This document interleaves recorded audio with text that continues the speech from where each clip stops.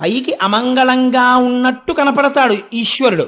పుర్రెలమాల వేసుకున్నట్టు, శ్మశానంలో ఉన్నట్టు, శవ విభూతి రాసుకున్నట్టు ఉంటాడు. ఆయనంత మంగళప్రదుడు వేరొకడు లేడు. అందుకని ఆయనకి శివ అని పేరు. పైకి అమంగళంగా కనపడతాడు. కాబట్టి ఇప్పుడు ఏమైంది? పరస్పర విరుద్ధమైనటువంటి విషయాలు రెండు ఏకకాలమునందు ఒకరి యందు ఉన్నాయి. అలా ఎప్పుడూ చేసేటటువంటిది మంగళమే. మీరు ఒకటి గుర్తుపెట్టుకోండి, శివుడు అమంగళం చెయ్యడు, ఆవు అమంగళం చెయ్యదు. రోజు ప్రసంగాన్ని పూర్తి చేసేటటువంటి సమయానికి పరీక్షిన్ మహారాజు గారు అత్యంత ధర్మబద్ధంగా ఇక పూర్వం పాండవులు ఎలా పరిపాలన చేశారో వారి పరిపాలనని తలంపుకలకు తీసుకొస్తూ కృష్ణ పరమాత్మ యొక్క పాదార విందముల యందు ఎడతెగనటువంటి భక్తితో రాజ్యాన్ని సస్యశ్యామలంగా ఉండేటట్టుగా పరిపాలన చేస్తున్నాడు. అలా పరీక్షిత్ పరిపాలిస్తున్నటువంటి కాలంలో ఒక ఆశ్చర్యకరమైన సంఘటన జరిగింది. మీకు నిన్నటి రోజున నేను ఒక విషయాన్ని విజ్ఞాపన చేశాను. ఎందుచేత కృష్ణ నిర్యాణము ప్రారంభమైపోయింది ప్రథమ స్కంధంలో అంటే, శుకుడు భాగవతం చెప్పడానికి వచ్చి కూర్చోవాలి. అది ఒక చారిత్రాత్మకమైన సంఘటన. ఎందుకంటే శుకుడు వచ్చి కూర్చోడు. ఎందుకు కూర్చోడు అంటే, అసలు శుకుడికి అలా కూర్చోవలసిన అవసరం లేదు. నిరంతరము బ్రహ్మమునందు రమిస్తూ ఉంటాడు. అటువంటి వాడు, మీకు నేను మొదటి రోజున అనుకుంటా విజ్ఞాపన చేశాను, ఒక ఆవు పాలు పితకడానికి ఎంత సమయం పడుతుందో అంతకన్నా ఆయన ఏ ప్రాంతమునందు నిలబడడు. అటువంటి వాడు వచ్చి కూర్చోవాలి. అలా కూర్చోవాలంటే అదొక గొప్ప సందర్భం. ఆ సందర్భం ప్రారంభమైతే అసలు భాగవతం ప్రారంభం కావాలి. ఇంకక్కడి నుంచి మళ్ళీ అవతారములను వరుసగా తీసుకురావాలి. అది తీసుకురావాలంటే కృష్ణ నిర్యాణాది ఘట్టములు పూర్తవ్వాలి. అందుకని చెప్పి కృష్ణ నిర్యాణం ముందు వస్తుంది ప్రథమ స్కందంలో అని మీకు నేను మనవి చేశాను. కృష్ణ నిర్యాణం జరిగింది అంటే దాని అర్థం ఏమిటంటే కలియుగం ప్రారంభమైంది. కలిపురుషుడు ప్రవేశించాడు. కలిపురుషుడు ప్రవేశించిన దగ్గర నుంచి ఒక రకంగా ఆలోచిస్తే కలిపురుష ప్రవేశము చేత వచ్చేటటువంటి ప్రయోజనం ఒకటి ఉంది. ఆ మాట నేనంటే కొంచెం ఆశ్చర్యకరంగా, అదేమిటండి మీరు అలా మాట్లాడారు అని మీకు అనిపించవచ్చు. కానీ ఒక యథార్థం నేను మీకు మనవి చేస్తున్నాను. కలియుగంలో ఉండేటటువంటి మొట్టమొదటి గొప్పతనం ఏమిటంటే, నామాన్ని పట్టుకుంటే చాలు, చాలా తేలికే. జాగ్రత్తగా నామాన్ని పట్టుకుని ఉండగలిగితే, ఈశ్వర కథని పట్టుకుని ఉండగలిగితే తరిస్తాడు. రెండవది, కలియుగంలో పుణ్యకార్యము చేశాడా లేదా చూడరు. పుణ్యకార్యమును తలపెట్టగలిగితే చాలు. కనీసం మనస్సులో 10 మాటలు, ఏమండి నేను కాశీ వెళ్ళాలనుకుంటున్నాను, నేను తిరుమల వెళ్ళాలనుకుంటున్నాను, శ్రీశైలం వెళ్ళాలని ఉంటుంది, శ్రీశైలంలో సుప్రభాతం ఎలా జరుగుతుందండి, ఒక ఆవును తీసుకొస్తారట కదా, గోపూజ జరుగుతుందట కదా, అక్కడే కుండంలోకి నీరు వస్తుందట కదా, ఇవన్నీ ఎలా జరుగుతాయండి, జంబుకేశ్వరంలో అమ్మవారికి మధ్యాహ్నం నైవేద్యానికి అర్చకులు చీర కట్టుకుంటారట కదా, అంతటి శక్తి స్వరూపిణిట కదా అమ్మవారు, అర్చకులు కూడా అమ్మవారి ముందు పురుష రూపంలో నిలబడరట, నిజమేనా, అక్కడికి వెళ్ళాలని ఉందండి అని అన్నాడు అనుకోండి, ఆర్తితో ఆ మాట అంటే వెళ్ళిన ఫలితం వేసేస్తారు. అది విచిత్రం. అంటే ఏదో కోటేశ్వరరావు అలా అన్నారు కదా అని ఉట్టిన జంబుకేశ్వరం వెళ్దాం అనుకుంటున్నానండి, తిరుపతి వెళ్దాం అనుకుంటున్నానండి అంటే కాదు. నిజంగా ఇక్కడి నుంచి ఆర్తితో రావాలి. ఆ మాట వస్తే వేస్తారు. పాపకార్యం పూర్తయితే ఫలితం వేస్తారు. పాపకార్యం పూర్తి చెయ్యాలి, పుణ్యకార్యాన్ని పూనికతో తలుచుకోవాలి. ఇది కొంత అడ్వాంటేజా కాదా చెప్పండి నాకు. అయితే మీరు అలా నిలబడగలిగితే అది మీకు కొంత ప్రయోజనాన్ని చేకూర్చగలరు. కానీ అదే సమయంలో కలి అనబడేటటువంటిది ఒక విషపు పురుగు, చాలా ప్రమాదకరమైనటువంటి స్థితి. ఎందుచేతనంటే ఎప్పుడు దేహ సంబంధమైనటువంటి సుఖాల వైపుకే లాగేస్తాడు తప్ప అసలు ఈశ్వరుడి వైపుకి తల తిప్పనివ్వడు, ఉక్కిరి బిక్కిరి చేసేస్తాడు. అటువంటి యుగం ప్రారంభం అవుతోంది. అందుకని ఈశ్వరుడు ఆ సమయంలో నిలబడి ఉంటే కృష్ణ పరమాత్మ ఈ కలిపురుష ప్రవేశం జరగదు. అందుకని ఈశ్వరుడు కూడా ఆ యుగం జరగడానికి కావలసిన అవకాశం ఆయన ఇచ్చేశాడు. అందుకని అవతారం సాలించేశాడు. పరీక్షిన్ మహారాజు గారు దిగ్విజయ యాత్ర చేస్తున్నాడు. దిగ్విజయ యాత్ర చేస్తుండగా ఒక చోట ఒక ఆశ్చర్యకరమైనటువంటి సంఘటన చూశాడు. దీన్ని మీరు కొంచెం జాగ్రత్తగా గమనించాలి. కేవలం మీరు ఒక పురాణ కథగా దాన్ని విన్నారనుకోండి, దానివల్ల ఎంత ప్రయోజనం వస్తుంది అంటే నేను చెప్పలేను. కానీ భాగవతంగా మీకు అర్థం కావాలంటే ఇది చాలా కీలకమైనటువంటి ఘట్టం. ఒక మహాపురుష ప్రవేశం జరిగే ముందు దాని వెనకాతల ఒక కీలకమైన సందర్భం ఉంటుంది. మీరు ఒక బంగారం ముద్ద పట్టుకెళ్ళి అయ్యా నాకు ఒక ఉంగరం చెయ్యండి అని చెప్తే మీరు జ్ఞాపకం పెట్టుకోండి, మీరు ఇచ్చిన బంగారం ముద్ద మీరు కోరుకున్న బంగారు ఉంగరంగా బయటికి వచ్చే ముందు అగ్ని జ్వాలల యందు ఆ బంగారము తప్తమవుతుంది, సుత్తి దెబ్బలు తింటుంది. ఇన్ని పడితే అప్పుడు మీరు కోరుకున్న బంగారం ఉంగరం చిన్న పెట్టిలో పెట్టి మీ చేతికి ఇస్తారు. ఉంగరముగా మారే ముందు, ఉంగరముగా వచ్చే ముందు వెనక ఒక గొప్ప విషమమైనటువంటి ఒక స్థితి నడుస్తుంది. ఇప్పుడు శుకుడు వచ్చి కూర్చోవలసినటువంటి సందర్భం వస్తోంది. రావాలంటే దాని వెనకాతల ఏదో ఒక మహత్తరమైన సంఘటన జరుగుతోంది.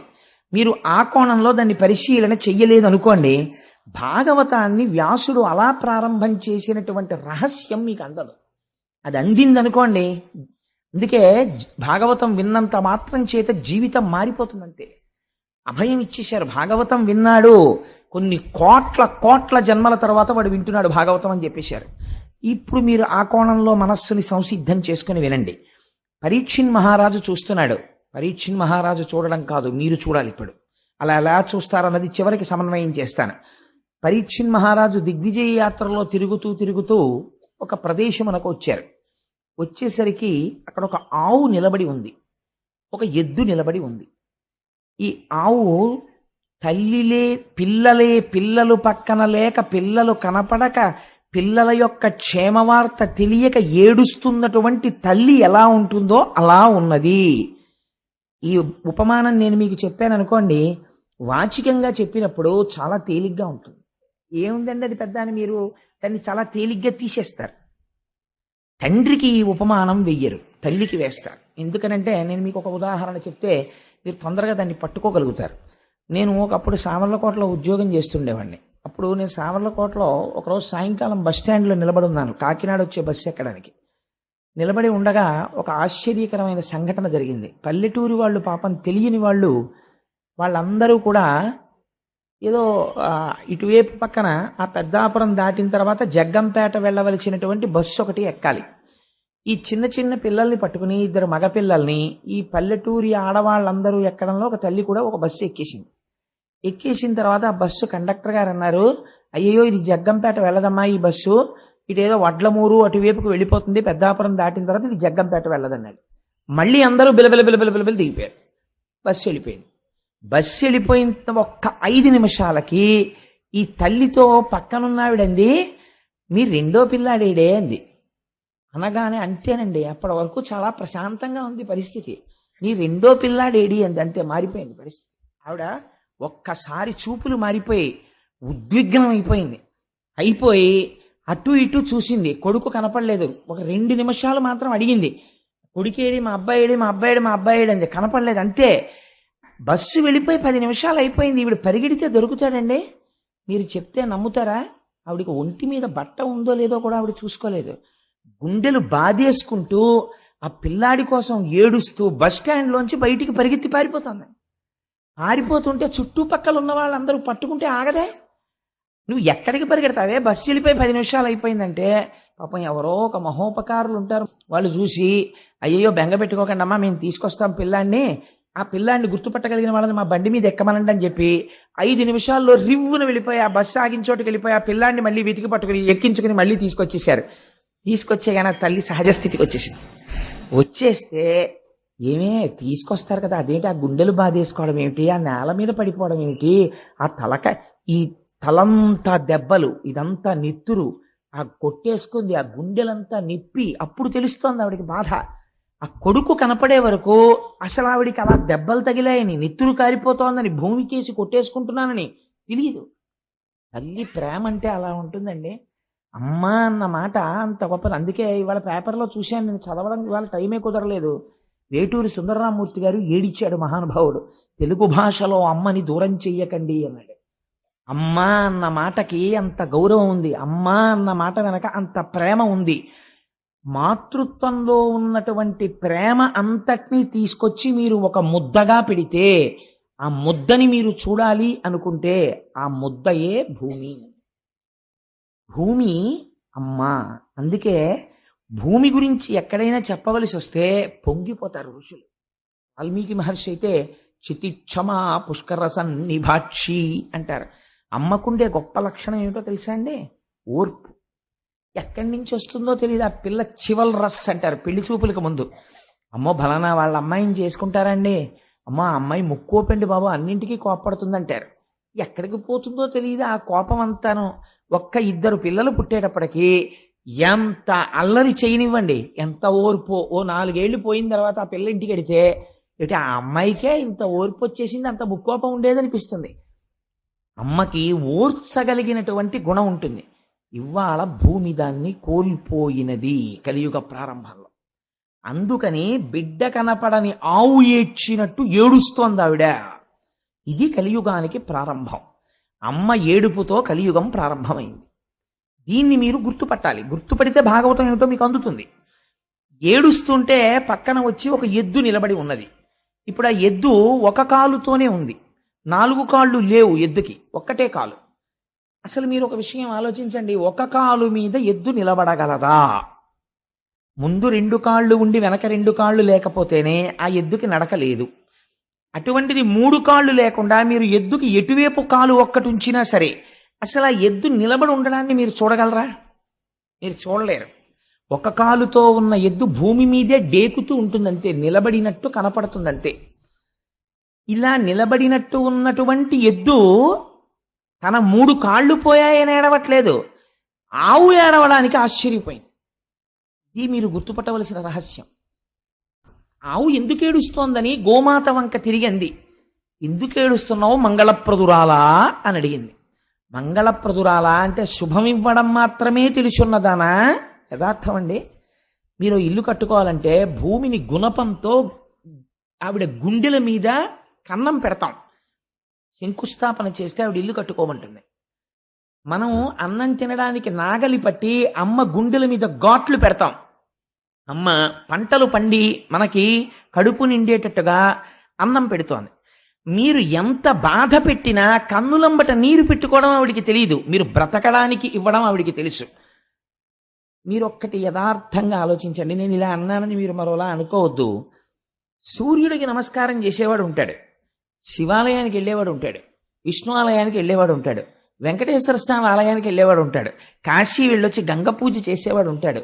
భూమికి మనస్ఫూర్తిగా నమస్కారం పెట్టి భూమికి పూజ చేసిన వాడిని ఒకటి నాకు చూపించండి. కానీ మనకి సంప్రదాయంలో ఒకటి ఉంది, మీరు ఏదైనా కట్టుకోవాలంటే భూమి పూజ చేస్తారు. భూమి పూజ చేయడమే శంకుస్థాపన. ఎందుకనంటే అమ్మ నీ గుండెల మీద ఘాట్లు ఎడతానమ్మా, నువ్వేం అనుకోకు, నేను ఇల్లు కట్టుకోవాలనుకుంటున్నాను. ఇది మనకి ఎప్పుడున్న అలవాటో తెలుసా అండి? అమ్మ తన రక్తాన్ని పాలగా మార్చిస్తుంది, వాడు అమ్మ స్తన్యాన్ని పళ్ళు రాగానే కొరుకుతాడు. ఆవిడికి ఎంత బాధ కలుగుతుంది. ఆవిడ చటుక్కని బొగ్గ మీద కొట్టి అంతకన్నా గట్టిగా కొడితే వాడికి నొప్పెడుతుందేమోనని ఒక్క నవ్వు నవ్వేస్తుంది. అమ్మ దగ్గర ఔదార్యం లేకపోతే అసలు బిడ్డడు ఎలా బతుకుతాడండి? భూమిని ప్రతిరోజు మన పట్ల అంత కారుణ్యంతో ఉన్న మూర్తిగా మనస్ఫూర్తిగా ఆవిడికి నమస్కరించేవాడు ఎక్కడున్నాడు? తుదన ఇంతమందితో మనం తిరిగి ఇంత డబ్బు సంపాదించి నావారనుకున్నటువంటి ఒక అజ్ఞానంతో వీళ్ళందరికీ పట్టుకొచ్చి అక్కడ పెడితే శరీరం పడిపోయిన తర్వాత 2 రోజులు ఉంచుకోరు. అంతవరకు ఎందుకండి? సొంత కారున్నవాడు ఎంతమంది ముందుకొచ్చి పార్థివ శరీరాన్ని మా కారులో పడుకోబెట్టండి తీసుకెడతామని గబుక్కును ముందుకు రారు కదా. ఇప్పుడు ఏమంటారు? బతికున్నప్పుడంటే ఎక్కించుకుంటారు. నేను అది తప్పు కూడా నేనేం పట్టట్లేదు. అందులో ఒక అమంగళం అంతే. శివము వెళ్ళిపోయిన తర్వాత ఆ తర్వాత ఏమంటారు? ఆ ఊపిరి వెళ్ళిపోయింది అనుకోండి, ట్యాక్సీ మాట్లాడండి అంటారు. శవాల్ ట్యాక్సీలని వేరే ఉంటాయి అవి. అది తీసుకొస్తే వాళ్ళు 2 రేట్లు చెప్తారు. వెనక సీట్లో పడుకోబెడితే 5,000 అవుతుందండి, డిక్కీలో పడుకోబెడితే 1,000 రూపాయలు అవుతుందండి అంటాడు. అప్పుడు మాట్లాడేవాడు ఏమంటాడంటే, ఒరే ఎందుకురా పాడి చేసిస్తావు అనవసరంగా, ఇంక ప్రాణం పోయిన తర్వాత ఎక్కడ పడుకోబెడితే ఏంటి, డిక్కీలో పడుకోబెట్టే అంటాడు. అంటే వాడు 6 అడుగులు పొడుగున్నాడు, చాలా పొడుగు, ఆ మనిషి పట్టడని ఏం చూడరు. వాయువు వెళ్ళిపోయిన తర్వాత కొరియబారిపోయిన శరీరాన్ని విరిచినట్టు విరిచేసి తోసేసి డిక్కీ వేసేసి తీసుకుపోతారు. ఎక్కడుందండి మనిషికి విలువ? ఆ శివము వెళ్ళిపోయిన తర్వాత అలాంటి శరీరాన్ని ఎవ్వరూ పుచ్చుకోరు. ఏమంటే కాసేపు నా చెప్పులు ఉంచుకోండి అంటే ఉంచుకుంటారు, కాసేపు ఈ శవాన్ని అట్టే పెట్టండి అంటే ఎవడు పుచ్చుకోడు, నీ అసాధ్యం కొలబడుబో అంటారు. అలాంటిది మళ్ళీ పుచ్చుకునేది ఎవరైనా ఉంటే అమ్మ ఒక్కతే పుచ్చుకోవాలి. నిజంగా ఎంత ఔదార్యంతో మనం లేవగానే భూమికి నమస్కరించి భూమి మీద పడి ప్రణిపాతం చేసి, అమ్మా నన్ను మన్నించు, నాకు తక్కడం తప్ప మార్గం లేదమ్మా అని లేవాలి. కానీ మనం నమస్కరించకపోయినా ఆవిడ ఏమీ అంటలేదు, అన్నం పెడుతోంది, క్షేమం కోరుతోంది. ఆవిడ మంగళప్రదురాలు కాదని మీరు అనగలరా? ఇది మంగళప్రదురాలైన గోవు ఏడుస్తోందని చెప్తే. ఇప్పుడు ఆ గోవు ఏడుస్తుంటే ఎద్దు అడిగింది, నువ్వెందుకు ఏడుస్తున్నావు? నీకేం బాధ కలిగింది? నువ్వు చాలా సంతోషంగా ఉండేదానివి కదా. ఒకప్పుడు రేఖామయద్ధుధా కలశాతపత్ర వజ్రాంకుశాంబురుహ కల్పక శంఖ చక్రై అని ఆ అమృతపాత్ర, వజ్రము, నాగలి, శంఖము మొదలైనటువంటి గుర్తులు కలిగినటువంటి, శ్రీపాదములు కలిగినటువంటి స్వామి నడయాడినటువంటి భూమి కదా. దేనికి ఏడుస్తున్నావు నువ్వు అని అడిగింది. అడిగితే భూమి అంది, దేనికి ఏడుస్తున్నానో తెలుసా? నాకు ఏదో బాధ కలిగిందని నేను ఏడవట్లేదు. నా బాధ ఎప్పుడు అలాగే ఉంటుంది, కృతయుగమైనా ఇంకోటైనా. మీరు బాగా గుర్తు పెట్టుకోవలసిన లక్షణాన్ని చెప్తోంది భూమి. భూమి బరువు గురించి ఏడవదు. నాకు కొడుకు పుట్టాడనుకోండి, మళ్ళీ ఇంకోటి పుట్టేశాడు రా బాబోయ్, నేను మళ్ళీ వాడిని మొయ్యాలని భూమి ఏమి ఏడవదు. ఒకటి వెళ్ళిపోయాడు అనుకోండి, అమ్మయ్యా కొంత బరువు తగ్గింది బాబోయ్ అని భూమి సంతోషించదు. భూమి ఫిజికల్ వెయిట్ అంటే పైన ఉండేటటువంటి సామాన్యమైన బరువు గురించి భూమి ఎన్నడూ ఏడవదు. పిల్లాడు 2 కంచాల అన్నం తిన్నా అమ్మ బాధపడదు. షేరు పాలు తాగినా అమ్మ బెంగ పెట్టుకోదు. తన అన్నం తినడం మానేసి నేను తినేశాను రా అని కొడుక్కి పెట్టేస్తుంది. అమ్మ ఎప్పుడు బాధపడుతుంది? కొడుకు అబద్ధాలాడి తండ్రికి అపఖ్యాతి తీసుకొస్తే అమ్మ బాధపడుతుంది. ఇప్పుడు బాధపడుతోంది గోవు. దేనికి బాధపడుతోంది? బయట ఉన్న బరువు కేడవట్లేదు. ఇది చెప్తున్నారు కలియుగ ప్రారంభంలో ఎందుకు భూమి ఏడుస్తుందో. అలా ఏడవకుండా చూడవలసిన బాధ్యత నీ మీద ఉన్నది. ఎందుకు ఏడుస్తోంది ఆవు? ఇప్పుడు చెప్తోంది, కలి ప్రవేశించాడయా అని. నేను ఏడుస్తున్నానంటావేమిటి? నేను ఎందుకు ఏడుస్తున్నానో కారణం ఏమిటో తెలుసా? నీకు 3 కాళ్ళు లేకపోవడం. నీ 3 కాళ్ళ లేని తనాన్ని చూసి నేను ఏడుస్తున్నానంది. ఇదేమిటి ఈ గమ్మత్తైన మాట? ఏమిటి ఆయనకి 3 కాళ్ళు లేకపోతే ఈవిడ ఏడవడం ఎందుకు అంటే, ఆవిడంది, ఈ లోకంబున పూర్వము 4 పాదముల చేత నీవు నడతువు, నేడా శ్రీలలనేశుడు లేమిని కాలముచే నీకు ఒంటి కాలయ్యకదే. కాలముచే ఎంత గొప్ప మాట వేసేసిందో చూడండి. కలి బలవంతంగా వచ్చాడా? రాలేదు. ఈశ్వరుడు అనుగ్రహించాడు. కలియుగం అంతే, వాడు రావాలి. దారి ఇచ్చాడు. ఇవ్వడమే కాలం దారిచ్చింది. కాలము ఈశ్వర రూపం. దారిచ్చింది, వచ్చాడు. ఆయన వచ్చాడు. వస్తే నీకెందుకు బాధ అంటే, కాలముచే నీకు ఒంటి కాలయ్య కదే. ఆ కలి లోపలికి ఇంకా అడుగు పెట్టి ఉంచుకోలేదు పాదాలు. మారిపోయింది పరిస్థితి. ఏమిటైంది ఇప్పుడు అంటే, బిడ్డలు తల్లిదండ్రులను చూడడానికి ఇష్టపడము లేదు. పెద్దవారైపోయినటువంటి తల్లిదండ్రులు చాలా బరువుగా అనిపిస్తున్నారు పిల్లలకి. పిల్లల యొక్క యోగక్షేమాల్ని చూసి వాళ్ళని వృద్ధిలోకి తీసుకురావడానికి సంస్కారయుతంగా ముందు పిల్లలకి సంస్కారం నేర్పాలని పెద్దలు ఆలోచించడం లేదు. ధర్మము విచ్చిపోతోంది. పూర్వం 4 పాదములు నీకుండేవి. ఇవి మామూలు ఎద్దు కాదు. ఇప్పుడు మీరు గుర్తుపట్టాలా ఎద్దెవరు? ధర్మము.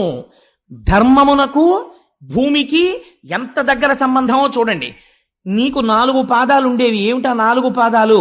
1 సత్యము, 2వది శౌచము, 3వది తపస్సు, 4వది దయ. ఈ 4 పాదములతో ధర్మం నడుస్తుంది. ఇలా నడిచేటటువంటి 4 పాదములు కలిగినటువంటి ధర్మం అనబడేటటువంటి వృషభమునకు, అందుకే శంకరుడు వృషభాన్ని ఎక్కుతాడంటాడు. అంటే ఆయన ధర్మమును అధిరోహించి నడుస్తాడు ఆయన. కాబట్టి ఇప్పుడు నీకు 1 పాదమే ఉన్నది, 3 పాదములు నీకు లేవు. ఎందుకు లేవు 3 పాదములు? ఈ 3 పాదములు లేకపోవడం చేత కలిపురుషుడు వచ్చేసాడు. వచ్చేయడం వల్ల నీకు 3 పాదాలు పోతే ఏమవుతుంది? దేవతలకు, ఋషులకు, మీరు చాలా జాగ్రత్తగా గుర్తుపట్టాలి ఆవు చెప్తున్న మాటల్ని. దేవతలకు, ఋషులకు, పితృదేవతలకు, ధీయుతులకు, నీకు, నాకు, గోవులకు, వర్ణాశ్రమములకు బాధ ఎనుచు కుందెదననగా. ఎవరెవరికిట బాధ? ఎందుకు ఏడుస్తున్నానో తెలుసా? వీళ్ల కోసమే నేను ఏడుస్తున్నానంది ఆవిడ. ఎవరి కోసం? దేవతలకు. దేవతల గురించి ఏడుస్తున్నాను. ఎందుకు ఏడుస్తున్నాను? రాబోయేటటువంటి కాలంలో యజ్ఞయాగాది క్రతువులను విమర్శించేటటువంటి వాళ్ళు ఎక్కువైపోతారు. యజ్ఞయాగాది క్రతువులు ఒక్క మన సనాతన ధర్మంలో మాత్రమే ఉంటాయి, ఇంకెక్కడా లేవు. యజ్ఞము చెయ్యడం, అగ్నిహోత్రంలో హవిస్సు వెయ్యడం, మీరు మళ్ళీ సంపదని పొందడానికి అగ్నిహోత్రము ద్వారా దేవతలకు హవిస్సులు ఇస్తే ప్రీతి చెందినటువంటి దేవతలు మళ్ళీ వర్షాన్ని కురిపించి మీకు సంపదలను ఇస్తారు. మీరు తిరిగి వారి పట్ల కృతజ్ఞత ప్రకటించినప్పుడు దేవతల యొక్క ఆగ్రహమునకు గురవుతారు. కాబట్టి దేవతలకి హవిస్సులు ఇవ్వరు. హవిస్సులు ఇవ్వనటువంటి మనుష్యులకి శుభాన్ని మేము చెయ్యం అని దేవతలు చెయ్యరు. కాబట్టి హవిస్సులు పొందని దేవతలు తయారవుతారు. ఎందుచేత అంటే ఏది సనాతన ధర్మమో, ఏ సనాతన ధర్మము ఈ గడ్డ మీద నిలబడిందో ఆ గడ్డ మీద సనాతన ధర్మము విమర్శకి గురైపోతుంది. కాబట్టి ఏమైపోతుంది, యజ్ఞయాగాది క్రతువులు నశించిపోవడం ప్రారంభం అవుతుంది. అందుకని దేవతలకు, ఋషులకు, ఎవరు వేదం కష్టపడి చదువుకుని స్వరం తెలుసుకుని చాలా కష్టపడి ఆ స్వరంతో వేదం చెప్తాడో అసలు ఆ వేదాన్ని ఆదరించాలనేటటువంటి బుద్ధి నశించిపోతుంది లోకంలో. ఎవడు తపస్సుతో ఉన్నాడో, ఎవడు నాకు లోకములో విషయసుఖములు అక్కర్లేదని జడలు కట్టి భగవంతుని ఎందున్నాడో వాడిని రాళ్లు పెట్టి లోకం కొట్టేటటువంటి రోజు వస్తుంది. అలాంటి వాడిని చూసి నిష్కారణంగా విమర్శ చేసేటటువంటి రోజులు బయలుదేరిపోతాయి. నేను ఈ మాట అంటే నేను అసందర్భంగా అన్నానని మీరు అనుకోకండి. నేను తరచూ ఒక మాట చెప్తుంటాను. నాకు ఎక్కడైనా నేను తెల్లటి బట్టలు కట్టుకుని వెళ్ళిపోతుండగా నాకు కె విశ్వనాథ్ గారు కనపడితే, విశ్వనాథ్ గారికి నాకు మధ్యలో ఒక మురుగుడు గుంట ఉంటే నేను అది మురుగుడు గుంట ఉందని పక్కకి కూడా వెళ్లకుండా వారి పాదములకు ప్రణిపాతం చేయడానికి మురుగుడు గుంటలో పడిపోతాను అంటుంటాను. ఎందుకని అంటే బహుశా సినిమా రంగంలో ఆయన ఒక ఋషి. నేను ఈ మాట ఎందుకు అంటున్నానో తెలుసా అండి? ఆయన ఒక సినిమా తీశారు, నాకు ఆ పేరు జ్ఞాపకం లేదు, కానీ అందులో ఒక ఆఫీసరు వేదం చదువుకున్న వాళ్ళకి స్టైపెండ్ గ్రాంట్ చేస్తాడు. వేదం చదువుకుని 60 ఏళ్ళో 70 ఏళ్ళో వచ్చేసి వృద్ధుడైపోయినటువంటి పండితుడు పైన వస్త్రం కూడా లేకుండా ఉత్తరీయం వేసుకుని వచ్చి నిలబడితే ఆఫీసర్ ఎదురుగుండా 4 కుర్చీలు ఖాళీ ఉంటాయి. కూర్చోమని కూడా చెప్పడు, గోళ్లు కొరుకుతుంటాడు ఆయన. గోళ్లు కొరుక్కోవడం అంటే పని లేనివాడు చేసే పని ఏంటంటే గోళ్లు కొరుక్కుంటున్నామని. ఆయన కాలం గురించి మాట్లాడుతుంటాడు, అది విచిత్రం. అసలు కాలస్వరూపమైన ఈశ్వరుడు గురించి వేదం చెప్తోంది. వేదం చదువుకున్న వాడిని నించోపెట్టాడు, తను కూర్చున్నాడు. ఏమిటండి మీకు స్టైపెండ్ ఇమ్మంటారు, స్టైపెండ్ ఇమ్మంటారు, మీకేమొచ్చు చెప్పండి అంటాడు. ఘన చెప్పడం, జట చెప్పడం అంటే మాటలు కాదు. ఆయన ఘన జట చెప్తుంటాడు. చెప్తుంటే అబ్బబ్బబ్బబ్బబ్బబ్బా ఆ మాట మళ్ళీ ముందు పెట్టి వెనకపెట్టి, ముందు పెట్టి వెనకపెట్టి ఎంతసేపు చెప్తారంటే టైం వేస్ట్ అంటాడు. సరే, ఆ తర్వాత ఇప్పుడు నేను సినిమా గురించి అంత ఎందుకు గానండి అంటే ఏమైంది, కలియుగం ఎలా ఉంటుందో సెల్యులాయిడ్ మీద విశ్వనాథ్ గారు చూపించారు. ఇలా చూపించిన డైరెక్టర్ని ఒకటి నాకు చూపించండి. వేదము అవమానింపబడుతుంది. వేదం గురించి తెలుసున్నవాడు వేదం గురించి మాట్లాడాలి. వీడికి ఏం తెలుసు అని వేదం చదువుకున్న వాడికి వీడు స్కాలర్షిప్ను, వీడు అదే స్టైపెండ్ గ్రాంట్ చేస్తాడు. ఘన జటా చదువుకున్న 70 సంవత్సరముల మహాపండితుణ్ణి నిలబెట్టి వేదం చదివితే వీడు నిర్ణయించి నెలకు 200 రూపాయలు గ్రాంట్ చేసేంత మొనగాడా? అంత అద్భుతంగా విమర్శ చేశాడు మహానుభావుడు. అందుకని దేవతలకు, ఋషులకు, పితృదేవతలకు తద్దినాలు పెట్టేవాళ్ళు కొరవైపోతారు. పితృదేవతలు ఏడుస్తుంటారు. ఒక్కడు తద్దినం పెట్టేవాడు కనపడ్డం. ఎందుకు పెట్టడు అంటే, ఎందుకండి శ్రాద్ధం పెట్టడం? శ్రాద్ధం అంత షార్ట్ కట్ ఏది ఉండదు. నేను ఒక మాట అంటే మీరు ఏమనుకోకండి, భాగవతంగా చెప్పేస్తే భాగవతం ఎందుకండి? పెద్ద కోడల్ని ఇంటికి తెచ్చుకునే ముందు అంత జాగ్రత్త ఎందుకు పడతారో తెలుసా? రేపొద్దున్న పితృదేవతలకి అందాలి అంటే ఆ పెద్ద కోడలు దీపం పెట్టాలి. కొడుకును పుట్టినటువంటి వాడు పెడితే అందుకోరు, కోడలు దీపం పెట్టాలి. తల్లిదండ్రుల పట్ల, అత్తమామల పట్ల సంస్కృతి సంస్కారం ఉన్న కోడలైతే దీపం పెడుతుంది. నేను ఎన్ని ఇళ్లలో చూశాను, తద్దినం పెట్టేటప్పుడు అసలు కోడలు వచ్చి దీపమే పెట్టదు. కాబట్టి పితృదేవతలకు ఇంత గొప్ప కోడలరా నా కోడలని వాళ్ళు ఏడుస్తారు అప్పుడు. అందుకని పితృదేవతలకు, నీకు ధర్మం పోతోంది, నాకు భూమికి, నీకు నాకు గోవులకు, ఆవులు అవమానింపబడతాయి. ఎప్పుడు చెప్పేసిందో చూడండి, కలియుగ ప్రారంభంలో చెప్పేసింది. ఆవుల్ని కొడతారు, ఆవుల్ని అమ్ముతారు, ఆవుల తోళ్లు తీసేస్తారు, ఆవు మాంసం తింటారు. గోవు అవమానింపబడిన చోట ఏ గోవు నుంచి వచ్చిన సమస్త పదార్థములు గౌరవింపబడ్డాయో అక్కడ గోవుల్ని రక్షించుకోవడానికి కేంద్రాలు వెలియవలసినటువంటిది, ఉద్యమాలు నడపవలసినటువంటి దౌర్భాగ్యం ఈ జాతికి వచ్చేస్తుంది. కాబట్టి గోవులకు, నానావర్ణాశ్రమములకు, బాధ ఎనచు కుందెదననగా కలియుగం ప్రవేశించింది అనడానికి ఇదే గుర్తు. వీళ్ళందరూ బాధలకు గురవడం ప్రారంభమైపోతోంది. అందుకు ఏడుస్తున్నానయ్యా అంది. నీ ఒక మాట చెప్పింది, నీకు 4 పాదములు ఉండేవి: సత్యము, శౌచము, తపస్సు, దయ. ఇప్పుడు ఇందులో 3 పాదములు పోయాయి. మీరు అలా చెప్తే నేను అలా అన్నాను అనుకోండి, ఇప్పుడు అది బయట ఉన్నటువంటి ఒక ఎద్దా కాదని నేను అంటున్నాను కదా. ఎద్దు ధర్మస్వరూపం, ఆవు భూస్వరూపం అని కదా నేను చెప్తున్నాను. ధర్మస్వరూపమునకు 3 పాదాలు పోయాయంటే ఎలా పోతాయండి? మీరు ధర్మమన్నా ఆచరించాలి, అధర్మమన్నా ఆచరించాలి కదా. మీరు ధర్మంగా ఉండాలి, మీరు ధర్మం చేయలేదు కాబట్టి ఏం చేసినట్టు? అధర్మం చేసినట్టు. కాబట్టి ఈ 3 పాదాల స్థానాల్లో మరి అధర్మమైనటువంటి 3 ఏముంటాయి? అవేవో తిరుగుతున్నాయి అన్నమాట బయట. ఈ 3 ఇక్కడ లేవు అంటే 3 తిరగకూడనివేవో తిరుగుతున్నాయి. అవి ఇక్కడ ధర్మానికి ఉండవు పాదాలుగా, అధర్మానికి ఉంటాయి. దాని గురించి చెప్పక్కర్లేదు. కానీ ఆ 3 ఏమిటై ఉంటాయి? ఆ 3 తిరగబట్టి ఈ 3 తెగిపోయాయి. ఏ 3 తిరుగుతున్నట్టు అంటే సత్యం అనేటటువంటి పాదము తెగదు. జ్ఞాపకం పెట్టుకోండి. ఎందుకని? ఇన్ని అధర్మాలు చేసినా దేవుడి గురించి తెట్టేటటువంటి వాడికి కూడా లోపల దేవుడు ఉన్నాడు కాబట్టి తిరుగుతున్నాడు. వాడు తిన్నది జీర్ణం చేయడం మానేశాడు అనుకోండి, చచ్చి ఊరుకుంటాడు. వాడు ఏం తిడతాడు వాడు? అందుకని లోపల ఆయన ఉండి ఊపిరిని వాక్కుగా మారిస్తే తిడుతున్నాడు కృతజ్ఞుడై. కాబట్టి ఈశ్వరుడు ఇంకా ఉన్నాడు కాబట్టి ఈ లోకం ఉన్నది, మారని పదార్థము ఇంకా కాపాడుతోంది. కాబట్టి సత్యం ఎలా ఉన్నది? అదొక్కటే పాదం. మరి పోయినది ఏది? శౌచము పోయినది. శౌచము దేని చేత పోయినది అంటే దుష్టజనులతో కూడినటువంటి సంగము వలన పోయినది. అంటే ఎంత పెద్ద కాషన్ ఆర్డర్ పడిపోయిందో చూడండి భాగవతంలో. అన్నిటికన్నా జీవితంలో మీరు చాలా జాగ్రత్తగా ఉండవలసినది దేని విషయంలో? స్నేహము విషయంలో. మీ ఇంటికి తమంత తాముగా 50 మంది రావచ్చు, 50 మంది మాట్లాడచ్చు. మీ స్థితి నుంచి మీరు జారిపోకూడదు.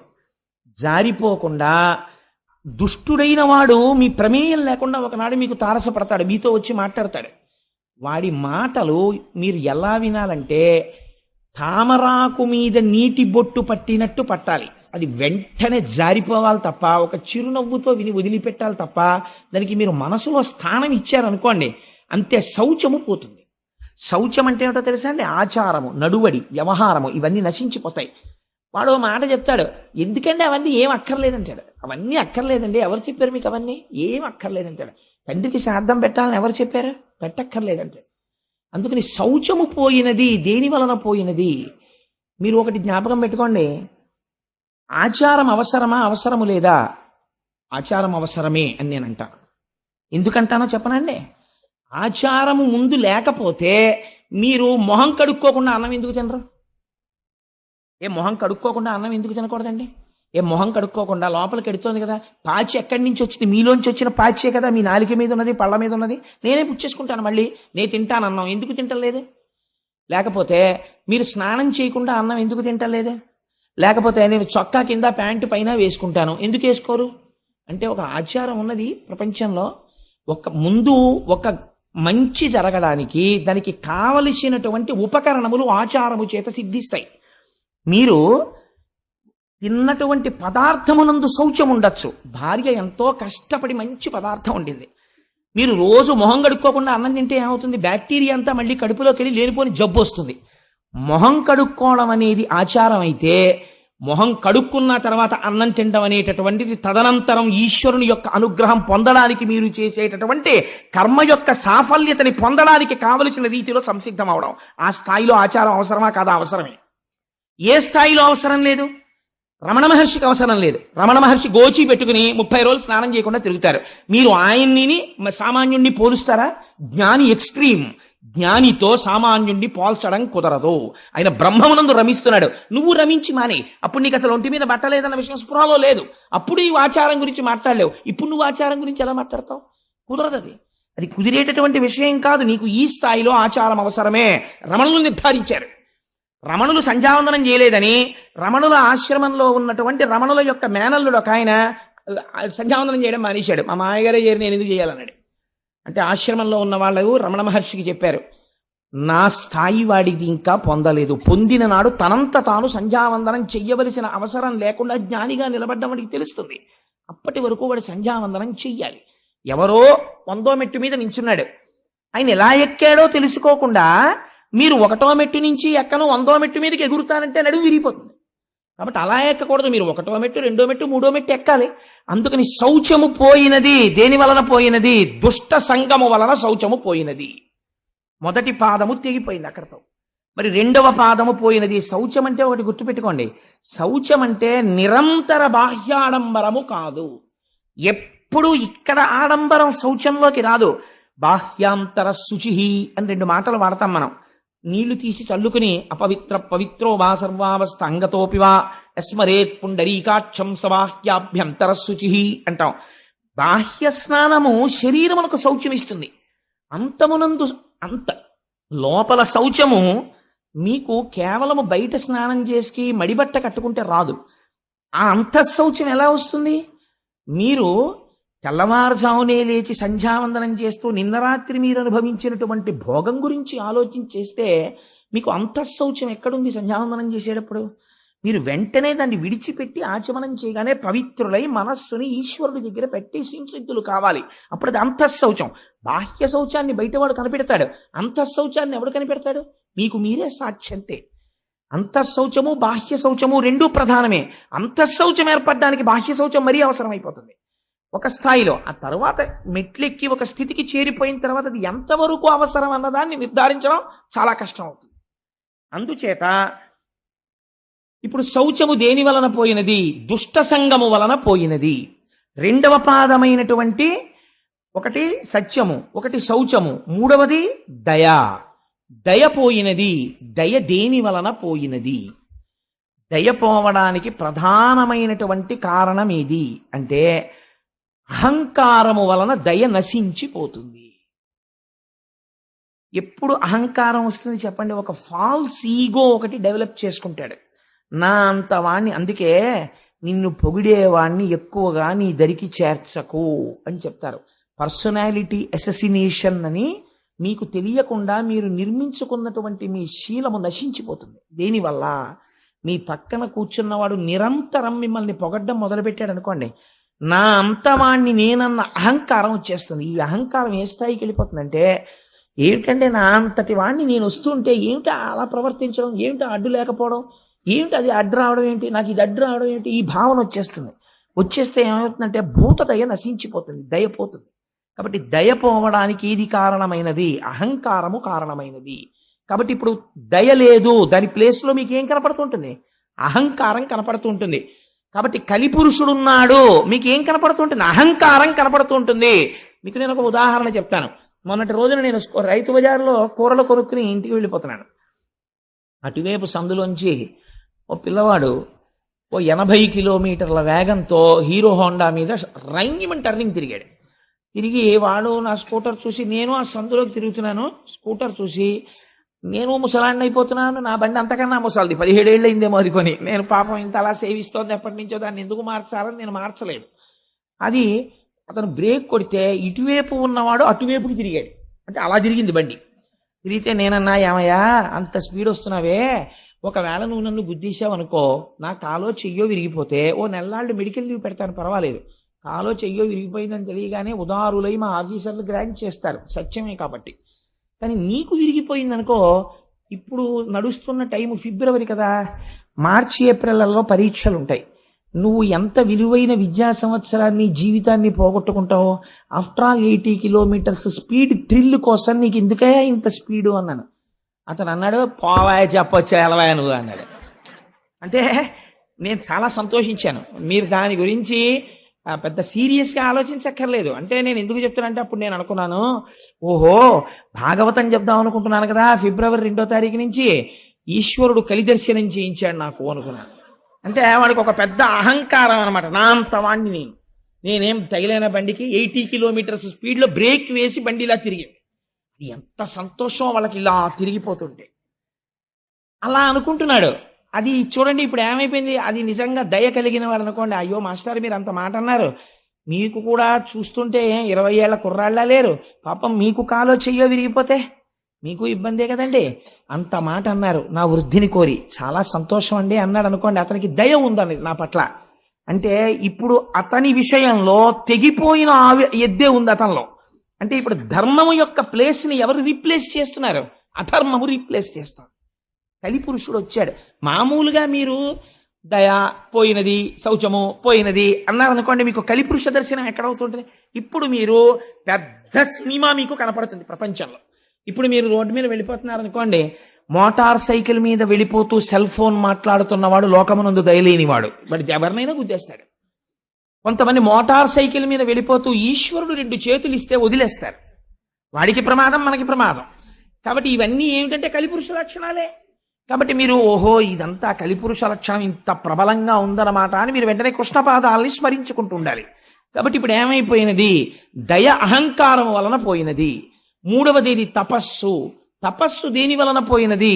సమ్మోహము వలన పోయినది. సమ్మోహం అంటే ఏమిటి?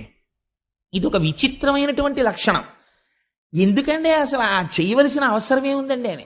మీరు చాలా కృతక వేదాంతం ఒకటి వింటుంటారు. మీరు ఎప్పుడైనా విన్నారో లేదో, ఇవాళ భీష్మేకాదశి కదండి, మేమందరం సత్యనారాయణ వ్రతం చేసుకున్నామని మీరు ఎవరితోనో చెప్తున్నారు అనుకోండి. ఒక ఆయన వచ్చి అంటాడు, ఎందుకండి అవన్నీ చెయ్యాలేంటి? ఇక్కడ ఉండాలండి శుద్ధి. ఇక్కడ శుద్ధి కోసం వాడు వ్రతం చేసుకున్నాడు. నీకంత శుద్ధి నిజంగా పొందేసిన వాడివైతే ఏమంటారో తెలుసా అండి? మహాత్మా అంటారు. పొద్దున్న మా ఇంటికి తత్వవిధానంద సరస్వతి మహారాజ్ అని ఒక మహానుభావుడు వచ్చారు. వారితో పాటు వేరొక పరివ్రాజకులు వచ్చారు. వారిని ఏమని పిలుస్తారో తెలుసా అండి? ఎప్పుడు నేను గమనిస్తూ ఉంటాను. రండి మహాత్మా అంటుంటారు అందరినీ. తత్వవిధానంద సరస్వతి మహారాజ్ దగ్గర శిష్యుడని చెప్పుకోవలసిన స్థాయి వారై ఉండవచ్చు వారు, లేదా వారి నాన్నగారి దగ్గర చదువుకున్నారు. అయినా వారికి అహంకారం ఉండదు. వారు ఆయన్ని కూడా తన పక్కన కూర్చోపెట్టుకుని చక్కగా వారిని పిలిచేటప్పుడు మహాత్మా రండి అంటారు. ఆ పిలుపులో ఆయనలో కలి ప్రవేశించలేకపోయాడు అనమాట. అందుకని అహంకారాన్ని చెక్ చేస్తున్నారు ఆయన. ఇప్పుడు అహంకారం లేదు, ఏదుంది? దయ ఉన్నది. అక్కడ అంటే ఇప్పుడు ఎవరున్నారు? కృష్ణుడున్నాడు. అక్కడ కృష్ణుడున్నాడు తప్ప కలి లేడు.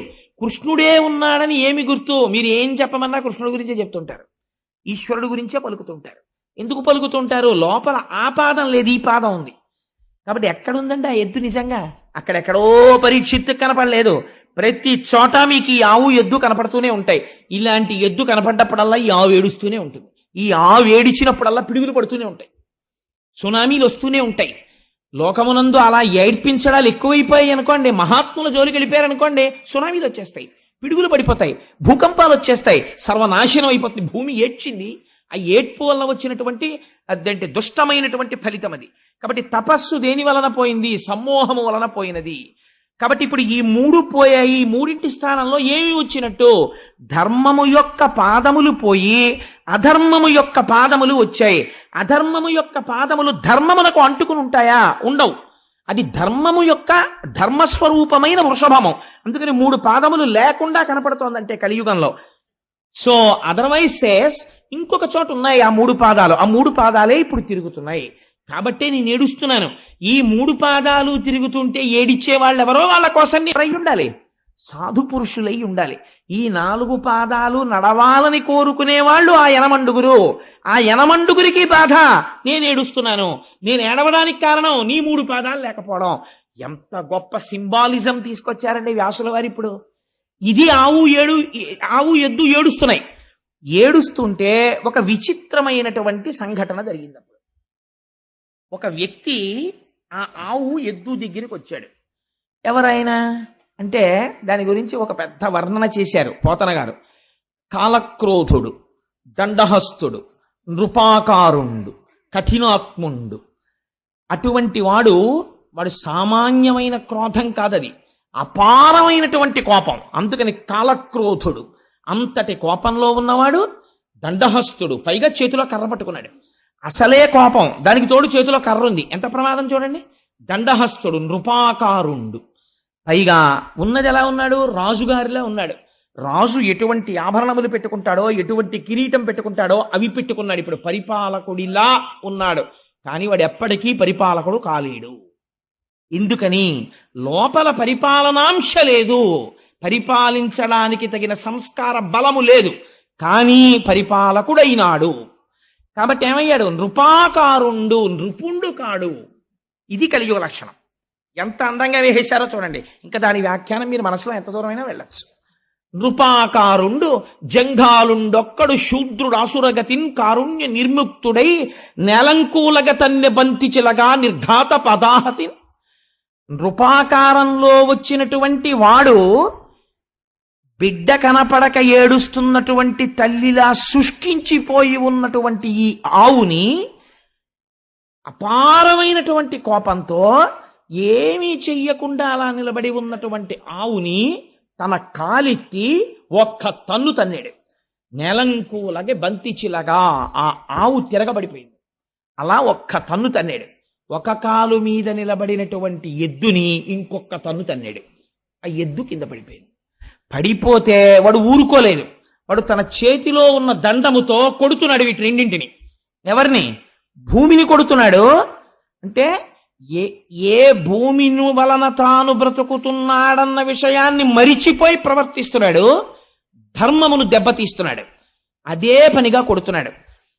ఇవి రెండు ఏడుస్తూ కన్నుల వెంట నీరు కారుస్తూ కింద పడి లేచి కుంటి పడి ఉన్నాయి. కైలాసాచల సన్నిభంబగు మహాగంభీర గోరాజమున్ అటువంటి ఆవుని పట్టుకుని ఇలా కొట్టి ఏడిపిస్తున్నాడు. ఆ ఆవు ఎలా ఉంది? కైలాసాచల సన్నిభంబగు మహాగంభీర గోరాజమున్. అటువంటి ఆవు కైలాస పర్వతం ఎలా ఉంటుందో అంత తెల్లనైనటువంటి ఆవు. ఎందుకండి ఆ పోలిక వేయాలి? కైలాసము ఈశ్వరుని ఆవాసము. ఈశ్వరుడు పైకి అపవిత్రంగా కనపడతాడు. మీకు ఎలాగో దక్షయజ్ఞ ధ్వంసం వస్తుంది 2-3 రోజుల్లో. అసలు ఆ దక్షయజ్ఞ ధ్వంసం ఇందురు గాని ఎన్ని గమ్మత్తులుంటాయో. పార్వతీ పరమేశ్వర్లు మాట్లాడుకుంటారు. పుట్టింటికి పిలవకుండా వెళ్ళాలా వద్దా పెద్ద సబ్జెక్టు.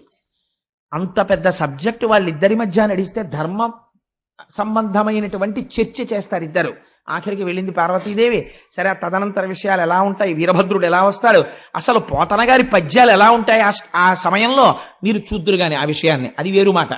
కానీ నేను ఎందుకు ఈ విషయాన్ని ఇప్పుడు విజ్ఞాపన చేశానంటే, అక్కడ ఈ ఆవుని ఎద్దుని కొట్టేటప్పుడు కైలాసాచల సన్నిభంబగు మహాగంభీర గోరాజమున్ పైకి అమంగళంగా ఉన్నట్టు కనపడతాడు ఈశ్వరుడు. పుర్రెలమాల వేసుకున్నట్టు, శ్మశానంలో ఉన్నట్టు, శవ విభూతి రాసుకున్నట్టు ఉంటాడు. ఆయనంత మంగళప్రదుడు వేరొకడు లేడు. అందుకని ఆయనకి శివ అని పేరు. పైకి అమంగళంగా కనపడతాడు. కాబట్టి ఇప్పుడు ఏమైంది? పరస్పర విరుద్ధమైనటువంటి విషయాలు రెండు ఏకకాలమునందు ఒకరి యందు ఉన్నాయి. అలా ఎప్పుడూ చేసేటటువంటిది మంగళమే. మీరు ఒకటి గుర్తుపెట్టుకోండి, శివుడు అమంగళం చెయ్యడు, ఆవు అమంగళం చెయ్యదు. ఆవు ఆయన చాలా గొప్పవాడు. నేను ఇలా చెప్పానని మీరు ఏమనుకోకండి. నేను ఒక ఉదాహరణ చెప్తాను. దీనివల్ల పెద్దలు ఎంత బాధపడ్డారంటే, ఒకానొక సమయంలో రమణ మహర్షి స్నానం చేస్తే ఆయనప్పటికి పాపం సర్కోమా తీవ్రత పొందేసి అడుగు తీసి అడుగు వెయ్యలేని స్థితిలో ఒక గదిలో స్నానం చేస్తుండేవారు. స్నానం చేస్తే ధూర్త లక్షణాలు అంటే ఎలా ఉంటాయంటే, ఆయన స్నానం చేసిన నీళ్లు తూములోంచి బయటికి వచ్చేస్తుంటే ఆయన చూడకుండా ఆయన స్నానానికి వెళ్ళగానే సీసాలు అట్టుకుని నించునేవారు.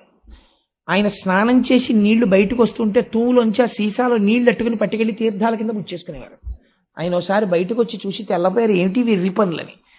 రమణ మహర్షి స్నానం చేసిన నీళ్లు తాగితే జ్ఞానం వస్తుందా? రమణ మహర్షి చెప్పినటువంటి విషయాన్ని మీరు పాటిస్తే జ్ఞానం వస్తుందా అంటే అర్థం ఉండదా చేసేటటువంటి పనికి.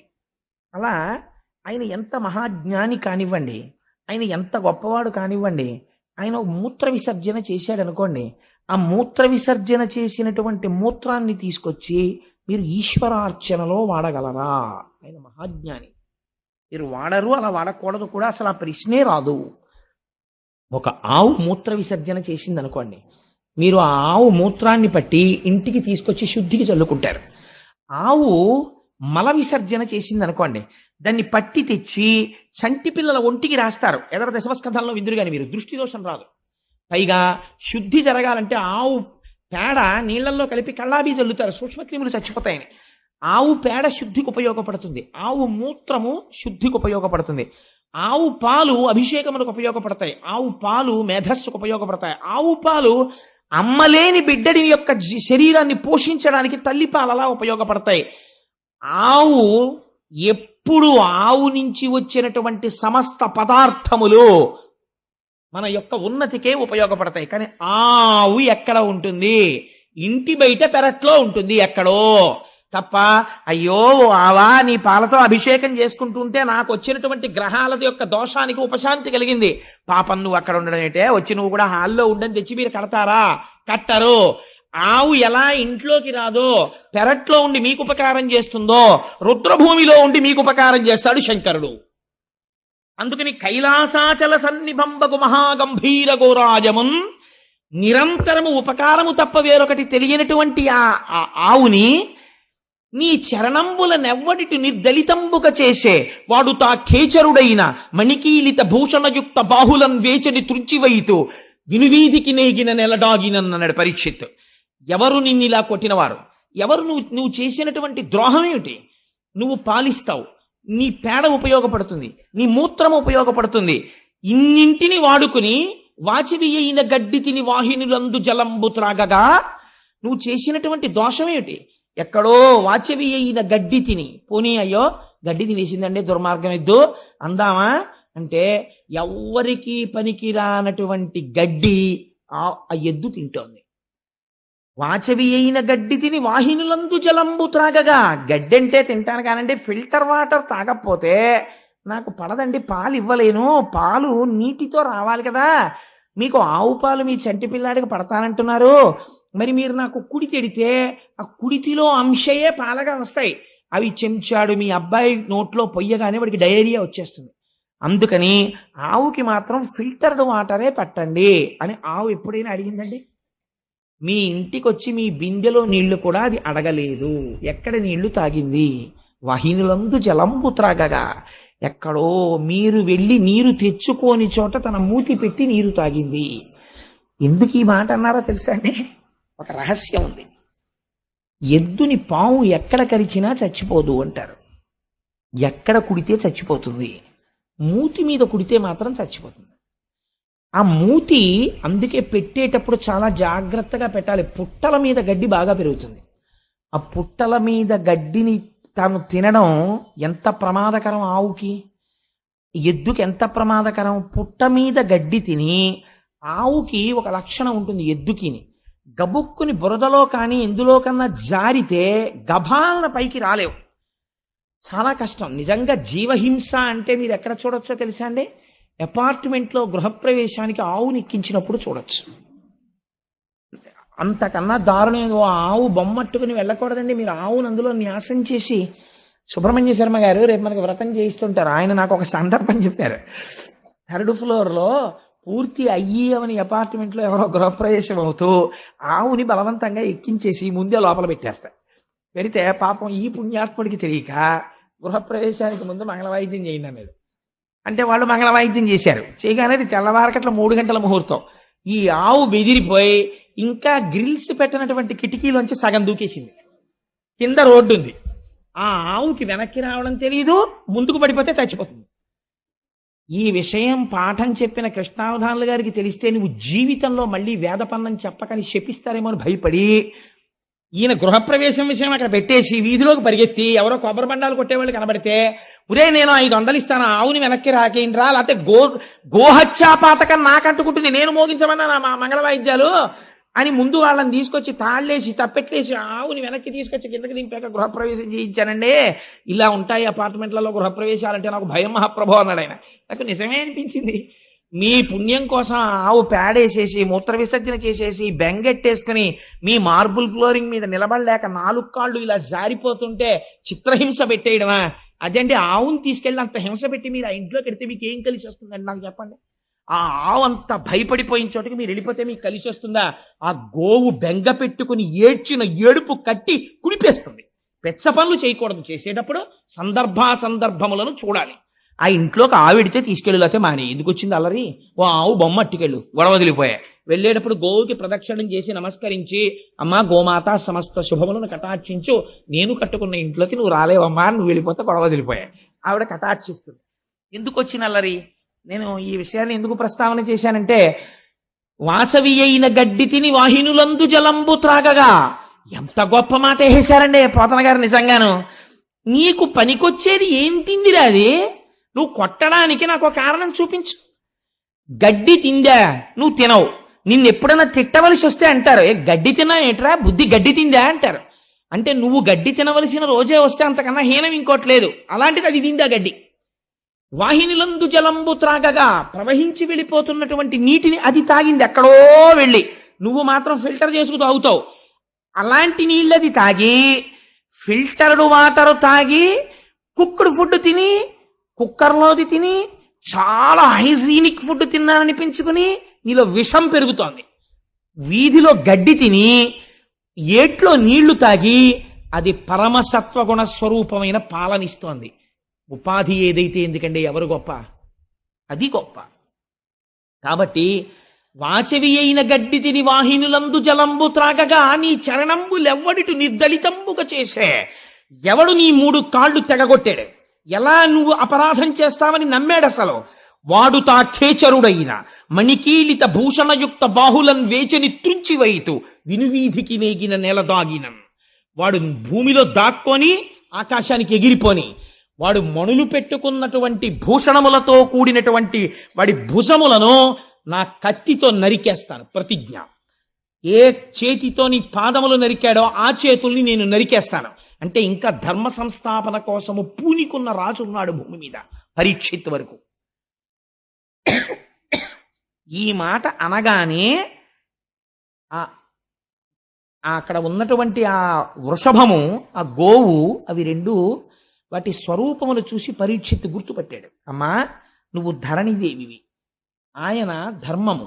మీ ఇద్దరూ ఇలా అయిపోయినందుకు నేను శోకిస్తున్నాను.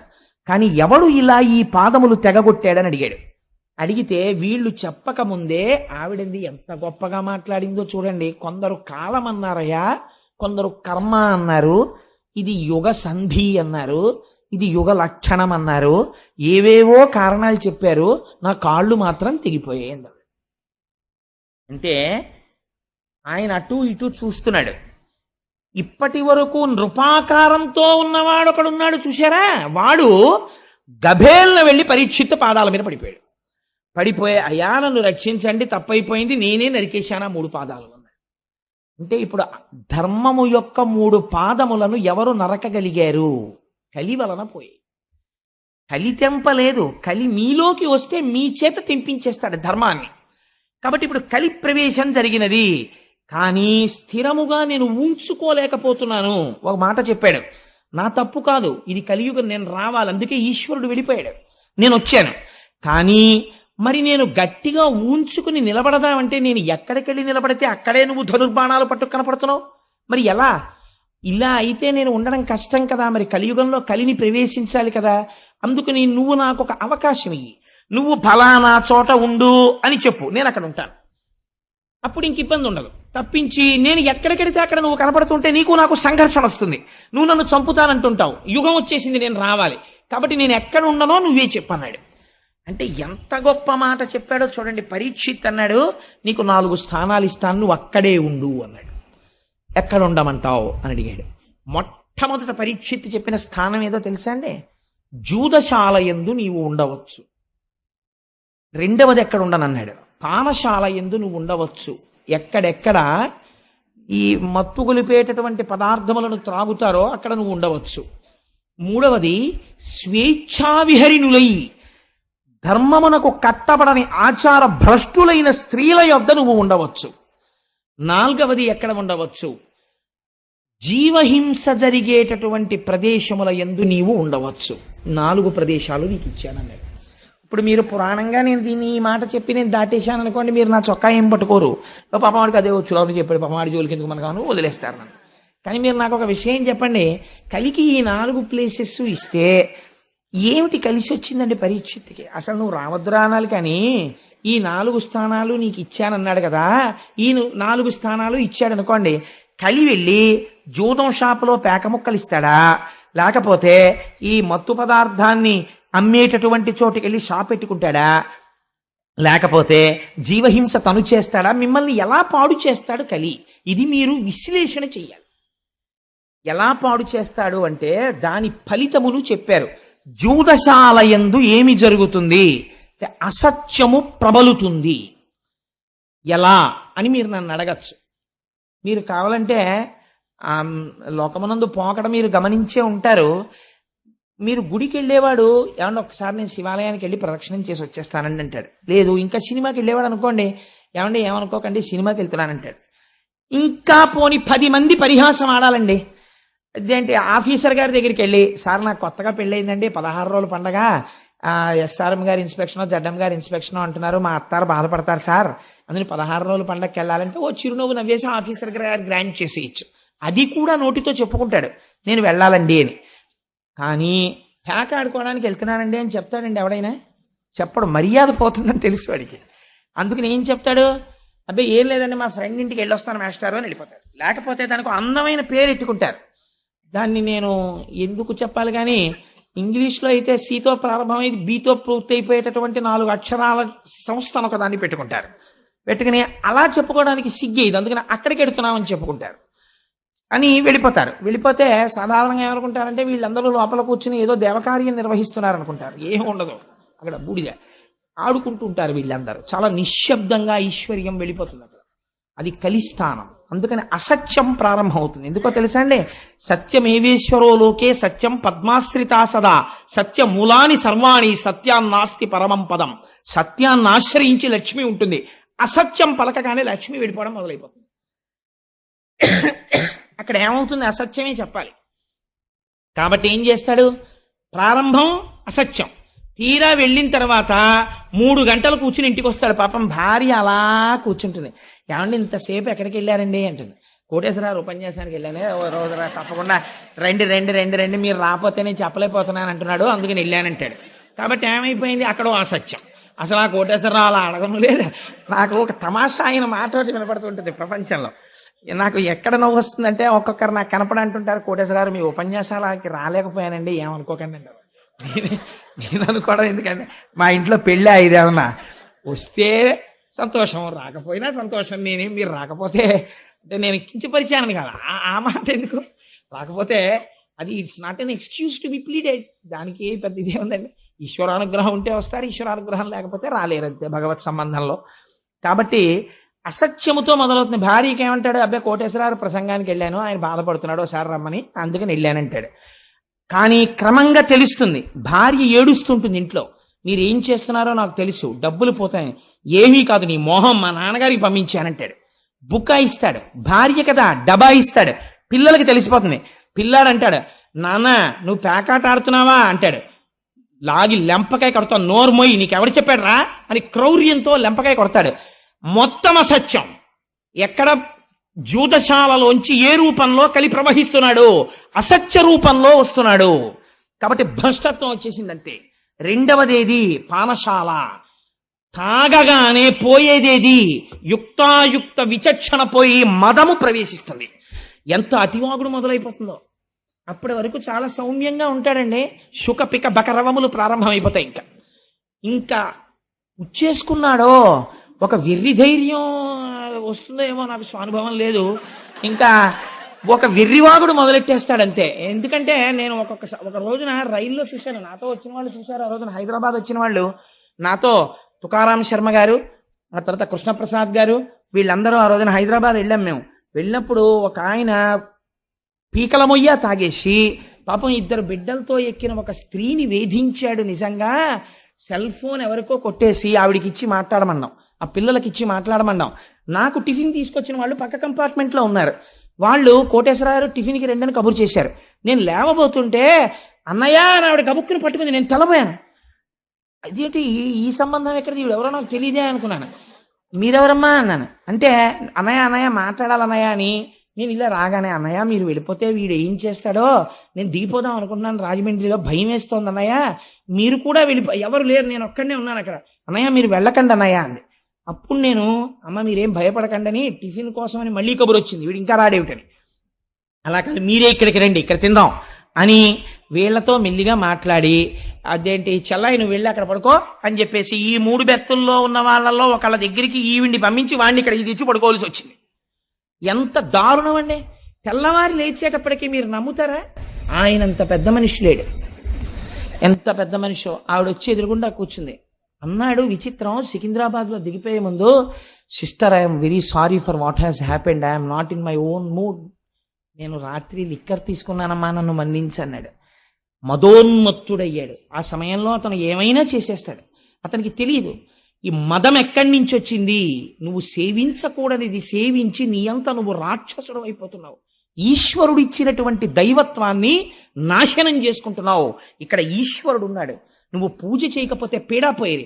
సారా పట్టుకెళ్ళి శివలింగం మీద మీరు పోస్తారండి. ఈశ్వరుడు హం వైశ్వానరో భూత్వా ప్రాణినాం దేహమాశ్రిత. ఆయన మీద నువ్వు పొయ్యొచ్చా? ఆయన మీద నువ్వు పోస్తున్నావు. పోస్తే ఏమొస్తుంది? ఈశ్వరుని యొక్క దయ ప్రసరించదు, ఈశ్వరుని యొక్క ఆగ్రహము ప్రకటితమవుతుంది. ఏ రూపంలో? మదోన్మత్తుడు అవుతావు. ఆ మదం నిన్ను భ్రష్టుణ్ణి చేసేస్తుంది. అంతే. ఇంటి వీధి ముందుకు వచ్చి పడిపోతావు. మర్నాడు నువ్వు వీధిలోని చెడుతుంటే ఆయనే నిన్న పడిపోయిన వాడు వీధిలో అని చెప్పుకుంటారు. పీనుగుని దింపినట్టు రిక్షాలు దింపి తీసుకెడుతుంటారు ఇళ్లలోకి, సంకల కింద చేతులేసి. ఎంత దారుణం అండి! ఎందుకు? బతుకు బతికినట్ట చచ్చినట్ట? దేని వలన? కేవలం నీ నాడీ మండలకి ఉత్ప్రేరకం కోసమని మనుష్యుడవై పుట్టి 10 మందికి చెప్పవలసిన వాడివి. బిడ్డలు పెళ్లిళ్లకు వచ్చేసినటువంటి స్థితిలో నువ్వు ప్రవర్తించవలసినటువంటి ప్రవర్తన ఇది. కలి అలా రాగలడు, మద రూపంలో వస్తాడు మధ్యశాల నుంచి. అందుకుని నువ్వు పానశాల ఎందు ఉండవచ్చు. ఏమిటి ధైర్యం పరీక్షిత్తుకి? తన వాళ్ళు ఎవరు అసలు అక్కడికి వెళ్ళరు. కాబట్టి నువ్వు పానశాల ఎందు ఉండవచ్చు. మూడవదేది స్వేచ్ఛా విహరిణి అయిన స్త్రీ. నేను ఎంత తక్కువ మాట్లాడితే అంత మంచిది దాని గురించి, అందుకని నేను అసలు ఆ ప్రస్తావన చేయను. నాలుగవది, ఎందుకంటే ఒక పూజ్య భావనతో చూడ్డానికి అలవాటు పడి ఒక లలితా సహస్రం చెప్పి ఒక సౌందర్యలహరి చెప్పి స్త్రీ అనబడేటటువంటి ఒక పేరు యందు ఆడది అన్నదాని యందు అమ్మతనాన్ని చూసి ఒక గౌరవం పెంచుకున్నవాడు పురాణ వ్యాఖ్యానం కోసం కూడా తక్కువ చేసి మాట్లాడడం అనవసరం. నేను చేయకపోయినంత మాత్రం చేత మీరు అర్థం చేసుకోలేని వాళ్ళు కారు. అందుకని నేను దాన్ని పరిహరిస్తాను. అందుకని స్వేచ్ఛా విహరిణి అయిన స్త్రీ వలన సమాజము భ్రష్టు పడుతోంది, విషయ సంగలోలుడైపోతున్నాడు. నాలుగవది హింస. హింస అంటే ఏమిటో తెలుసా అండి? హింస అంటే నిష్కారణముగా ఒక ప్రాణి బాధపడితే తాను సంతోషించుట. ఇక్కడ మీరు ఒకటి జ్ఞాపకం పెట్టుకోవాలి. ప్రాణి హింస అంటే చంపేయడం అని కాదు. అస్తమానం చంపేయక్కర్లేదు. ఇలా చీమల బారి వెళ్తుంటే కుడతారు కొంతమంది. నిష్కారణంగా నిలబడి ఆకులు తుంపేస్తారు. నువ్వు ఆకును సృష్టించలేదు, నువ్వెందుకు తుంపేయాలి ఆకుని? నిష్కారణ హింస. అన్నిటికన్నా భయంకరమైన హింస ఏమిటో తెలుసా అండి? నోటి మాట. కడుపుల్ రంపపు కోత కోయునది ఏ గాయాలు కాకుండినన్ అన్నారు గయోపాఖ్యానంలో. ఒక మనిషిని పడుకోబెట్టి ఎనస్థీషియా ఇవ్వకుండా ఓ రంపం పట్టుకొచ్చి అటొకళ్ళు ఇటొకళ్ళు నిలబడి దూలాన్ని కోసినట్టు ఇలా కోస్తుంటే ఆ కడుపు కోయబడుతున్నవాడు ఎంత బాధపడతాడో, అవతల వాడు నేనంటున్న మాటలకంత బాధపడుతున్నాడన్న ఇంగిత జ్ఞానము లేకుండా ఈశ్వరుడు నోరిచ్చాడని పేలిన చవట అంతే పాపాన్ని మూట కట్టుకుంటున్నాడు. వాడు హింస చేస్తున్నాడా లేదా? వాక్కు రూపములో వాడు హింస చేస్తున్నాడు. వాక్కు యందు అదుపు ఉండాలి. అవతల వారు బాధపడకుండా మధురముగా మాట్లాడడం నేర్చుకోవాలి మనిషి. ప్రయత్నపూర్వకంగా అభ్యసించకపోతే మాట యందు కాఠిన్యం అలవాటైపోతుంది. కాబట్టి ఏమైపోయింది? క్రౌర్యము. అవతల వారి యందు నిష్కారణమైనటువంటి కోపం. అవతలవాడు బాధపడిపోతుంటే వీడు సంతోషపడ్డాం. అవతలవాడి బాధ వీడి సంతోషమునకు హేతువైన నాడు కలిపురుషుడు ప్రవేశించినాడు. కాబట్టి ఏమైంది? ఈ 4 స్థానములు నీకిస్తున్నాను. పరీక్షిత్ నమ్మకమేమి? తన పరిపాలనలో ఉండగా ఎవ్వరూ ఆ 4 చోట్లకి వెళ్ళరు. అంతే కదండి. ఈ 4 చోట్లకి బాగా వెళ్ళాలని కోరుకుంటే వాడు పరీక్షిత్తు కాడు, కలి యొక్క ప్రతినిధి కదా. అదర్వైజ్ సేస్ అంతే కదండి మరి పురాణం. కాబట్టి ఇప్పుడు ఏమైంది? పరీక్షిత్తు తన ప్రజలు వెళ్ళరని కోరుకున్నాడు. వెళ్ళరన్న నమ్మకంతో ఈ మాట చెప్పాడు. ఈ మాట పరీక్షిత్తుకే తెలిస్తే కలికి తెలియదండి. తనకి వెళ్ళడానికి ఆ 4 చోట్లకి ఎవడు రాడు, నేను పాడు చేయలేనని. మీకు ఇంకొక గమ్మత్తు నేను ఇక్కడ చెప్పాలి. దేనికి అదే ఫలితం అని మీరు అనుకుంటున్నారేమో. ఈ 4ంటికి కాదు. మీరు కలి యొక్క పరిస్థితి ఎలా ఉంటుందంటే, నాలాంటి వాడు కూర్చోడానికి రైల్లో కొంచెం సీట్ ఇచ్చినట్టు ఉంటుంది. నన్ను కొంచెం కూర్చొని ఇచ్చారనుకోండి, ఇంత శరీరంతో ఇంత చోటిస్తే ఊరుకుంటానా? కొంచెం తోసుకొని ఆక్రమించడం మొదలెడతా కదా. అంటే నేను అలాంటి పనులు చేశాను అనుకోకండి, వేరొకరి మీద ఉదాహరణ పెట్టకూడదు కాబట్టి. నిలబడతాను తప్ప అలాంటి దిక్కుమాలిన పనులు నేను చేయను. కాబట్టి జరిగినదేమి అంటే, మీరు 4ంటిలో ఒకదాన్ని పట్టుకున్నారనుకోండి, మిగిలిన 3ంటికి ఎలా లాగేయాలో కలికి తెలుసు. మీకు ఒక్క ఉదాహరణ చెప్పి నేను పూర్తి చేసేస్తాను. చూడండి, ఈ నాలుగింటిలో ఉదాహరణకి జూదశాలలోకి వెళ్ళాడు అనుకోండి. ఉట్టినే సరదాగానండి నేనేం ఆడ చూస్తానంటాడు. ఈ చూడడం చూడడం చూడడం ఏమవుతుందంటే వాడికి ఎప్పుడో అప్పుడు శారీరక సంబంధమైనటువంటి విరామం కావలసి వస్తుంది. ఇంటికి వెళ్ళకపోతే భార్య ఊరుకుంటుంది. ముసిలి వాళ్ళు అయిపోయిన తల్లిదండ్రులు పాపం అలా గుడ్లకి కంటిరెప్పలు పైకి గుండు సూదులు ఇట్టుకుని కొడుకు కోసం ఎదురు చూస్తారు, కానీ మలమూత్రాలు ఆగవుగా. అందుకని బాత్రూంలోకి వెళ్ళాలి. నిర్దాక్షిణ్యంగా ఉంటారు అప్పుడు పక్క వాళ్ళు, వీడి కోసం వాళ్ళు ఏం ఆపరు. అందుకని వీడు ఎవరికో ఒకళ్ళకి ప్రాక్సీ ఇవ్వాలి, వీటిని వాడికి అప్పచెప్పి వెళ్ళాలి. అందుకని వీడు ఏం చేస్తాడంటే హెల్పింగ్ హ్యాండ్ కింద కూర్చుంటాడు, 12th మ్యాన్ కూర్చున్నట్టు. అంతే, చాలా అయిపోయింది. ఇంకా తర్వాత ఏమైంది, వీడు ప్రోనోట్ల మీద సంతకాలు పెట్టడం మొదలెడతాడు. ఐశ్వర్యం నిశ్శబ్దంగా వెళ్ళిపోతుంది. అక్కడి నుంచి ఏమైంది, అసత్యం ప్రారంభం అవుతుంది. అసత్యంలోంచి లక్ష్మి వెళ్ళిపోవడం ప్రారంభం అవుతుంది. లక్ష్మి వెళ్ళిపోవడం ప్రారంభమైన కలి ఊరుకోడు. జూదశాలకి రా రా రా అని లాగుతాడు. లాగాడు కాబట్టి ఏం చేయాలి, భార్య మెళ్ళో పుస్తిల్తాడు కూడా లాగేసి తీసుకెళ్ళిపోతాడు. కాబట్టి ఏమైపోయింది, అది దొంగతనం వైపుకి వెళ్ళిపోయింది. ఆవిడేమంటుంది, ఇంకా నేను మీతో కాపరం చేయలేని పుట్టింటికి వెళ్ళిపోతానంటుంది. ఆవిడ్ని కొట్టడం మొదలెడతాడు. ఏమైపోయింది, క్రౌర్యంలోకి వెళ్ళిపోయాడు, హింసలోకి వెళ్ళిపోయాడు, దొంగతనంలోకి వెళ్ళిపోయాడు. పిల్లల్ని కొడతాడు, వాళ్ళ ఫీజులు కట్టడు, వాళ్ళ చదువు గురించి చూడడు, మానమర్యాదలు పట్టించుకోడు. నా భార్య ఇంటికి వెళ్ళేటప్పటికీ నా మీద తగాదా పెట్టుకుంటోందని పరస్త్రీని కోరుకుంటాడు. ఒక దాంట్లోంచి 4 వెళ్ళిపోయాడు. సర్వభ్రష్టుని చేసి నాశనం చేసేస్తాడు. ఆఖరికి వాడు చచ్చిపోతే అమ్మయ్య పోయాడంట. ఎందుకు అయిపోయావు నువ్వు అలాగా? ఒక్క దాంట్లో కాలిట్టేవంతే 4 లాగేయగలడు. కాబట్టి ఈ 4 దుష్ఫలితములు 4 ఆశ్రయించి ఉన్నాయి.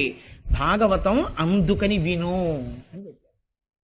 ఈ జీవితం ఎక్కడ పాడైపోతోందో నీకు చెప్పేస్తాం, ఇది అర్థం చేసుకో. ఇంత అగ్నితప్తం జరగాలి, బంగారం అగ్నిహోత్రంలో ఉడకాలి. ఇప్పుడు ఇంత ఉడుకుతోంది, ఇప్పుడు రావాలి శుకుడు. ఇప్పుడు వస్తే తప్ప, మహానుభావుడు వచ్చి కూర్చుంటే తప్ప ఎదర భాగవతం ఇప్పుడు వస్తుంది. ఇంకా ఇప్పుడు వస్తే అది వింటూ ఉంటే మన జీవితాలు భగవద్ అనుగ్రహానికి అందుకు నోచుకుంటాయని చెప్పారు భాగవతం వింటే. ఇప్పుడు ఏమైంది, ఈ 4 ఇస్తే పరీక్షిత్తుకే తెలుసు కదా ఎవరు వెళ్ళరని. ఇప్పుడు మీకు చెప్పాను కదా, ఒకదానికి ఎడితే 4 రకాలుగా భ్రష్టుడవుతాడు. కాబట్టి ఎక్కడికి ఎవడు వెళ్ళడు. ఆ నమ్మకంతోటే కదా పరీక్షిత్ ఇచ్చాడు ఈ స్థానాలు. కాబట్టి ఆ మాత్రం తెలివితేటలు కలిపురుషుడికి లేవండి. కాబట్టి కలిపురుషుడు ఏమనాలి ఇప్పుడు, ఎందుకంటే ఆ 4 స్థానాలు నాకు అక్కర్లేదనాలి. అక్కర్లేదంటే ఆయన ఆయతలు బాగుంటాడు. అందుకే కలిపురుషుడు అంటే ఏంటి, చాలా తెలివితేటలుగా మభ్యపెట్టగలిగిన వాడు.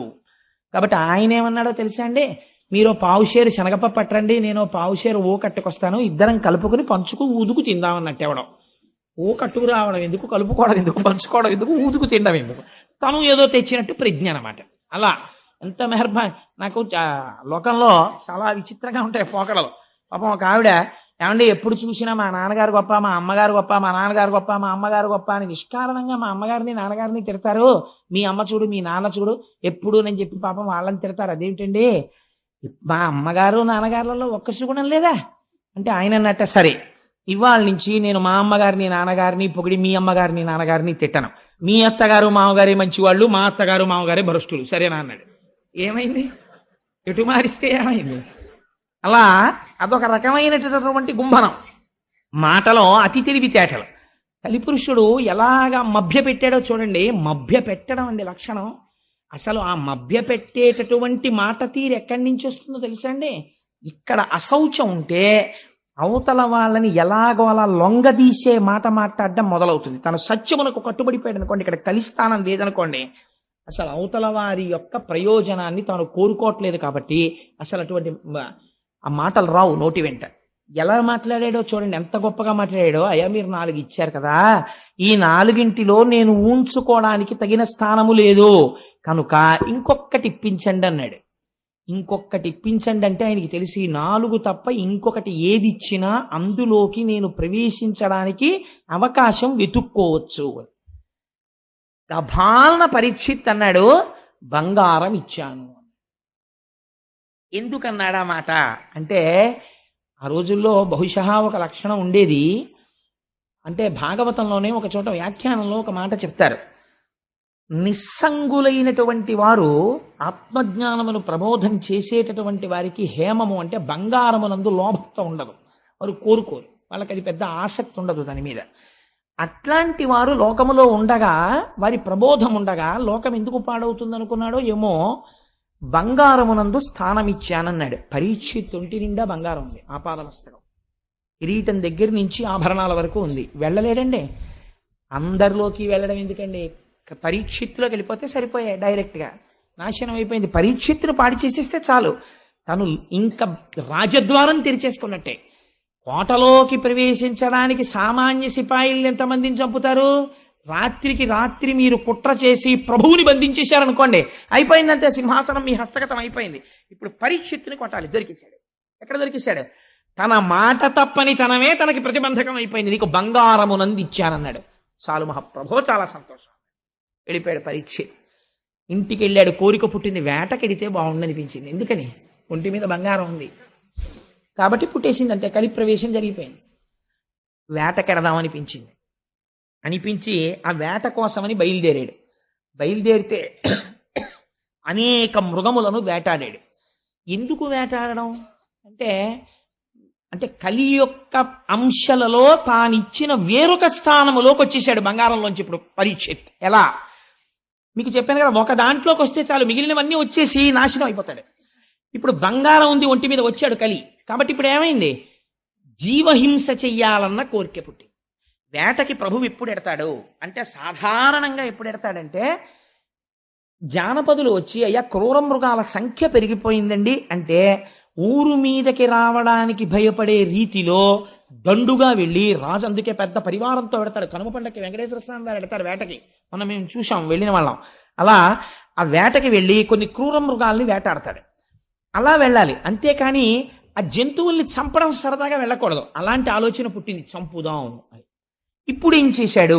వేటకెళ్ళాడు. ఇప్పుడు ఏమైంది? ఇంకో స్థానంలోకి వెళ్ళాడు. జీవహింసలోకి నిష్కారణ క్రౌర్యం ప్రవేశించింది. బయలుదేరి వేటకెళ్ళాడు. వేటకెళ్ళిన వాడు ఏం చేశాడు? వేటాడాడు కాబట్టి ఆయనకి ఆకలేసింది, దప్పిక కలిగింది. ఆకలి దప్పిక కలిగితే ఎక్కడికి వెళ్ళాలి? ఎక్కడికి వెళ్ళాలో అక్కడికి వెళ్ళాలి.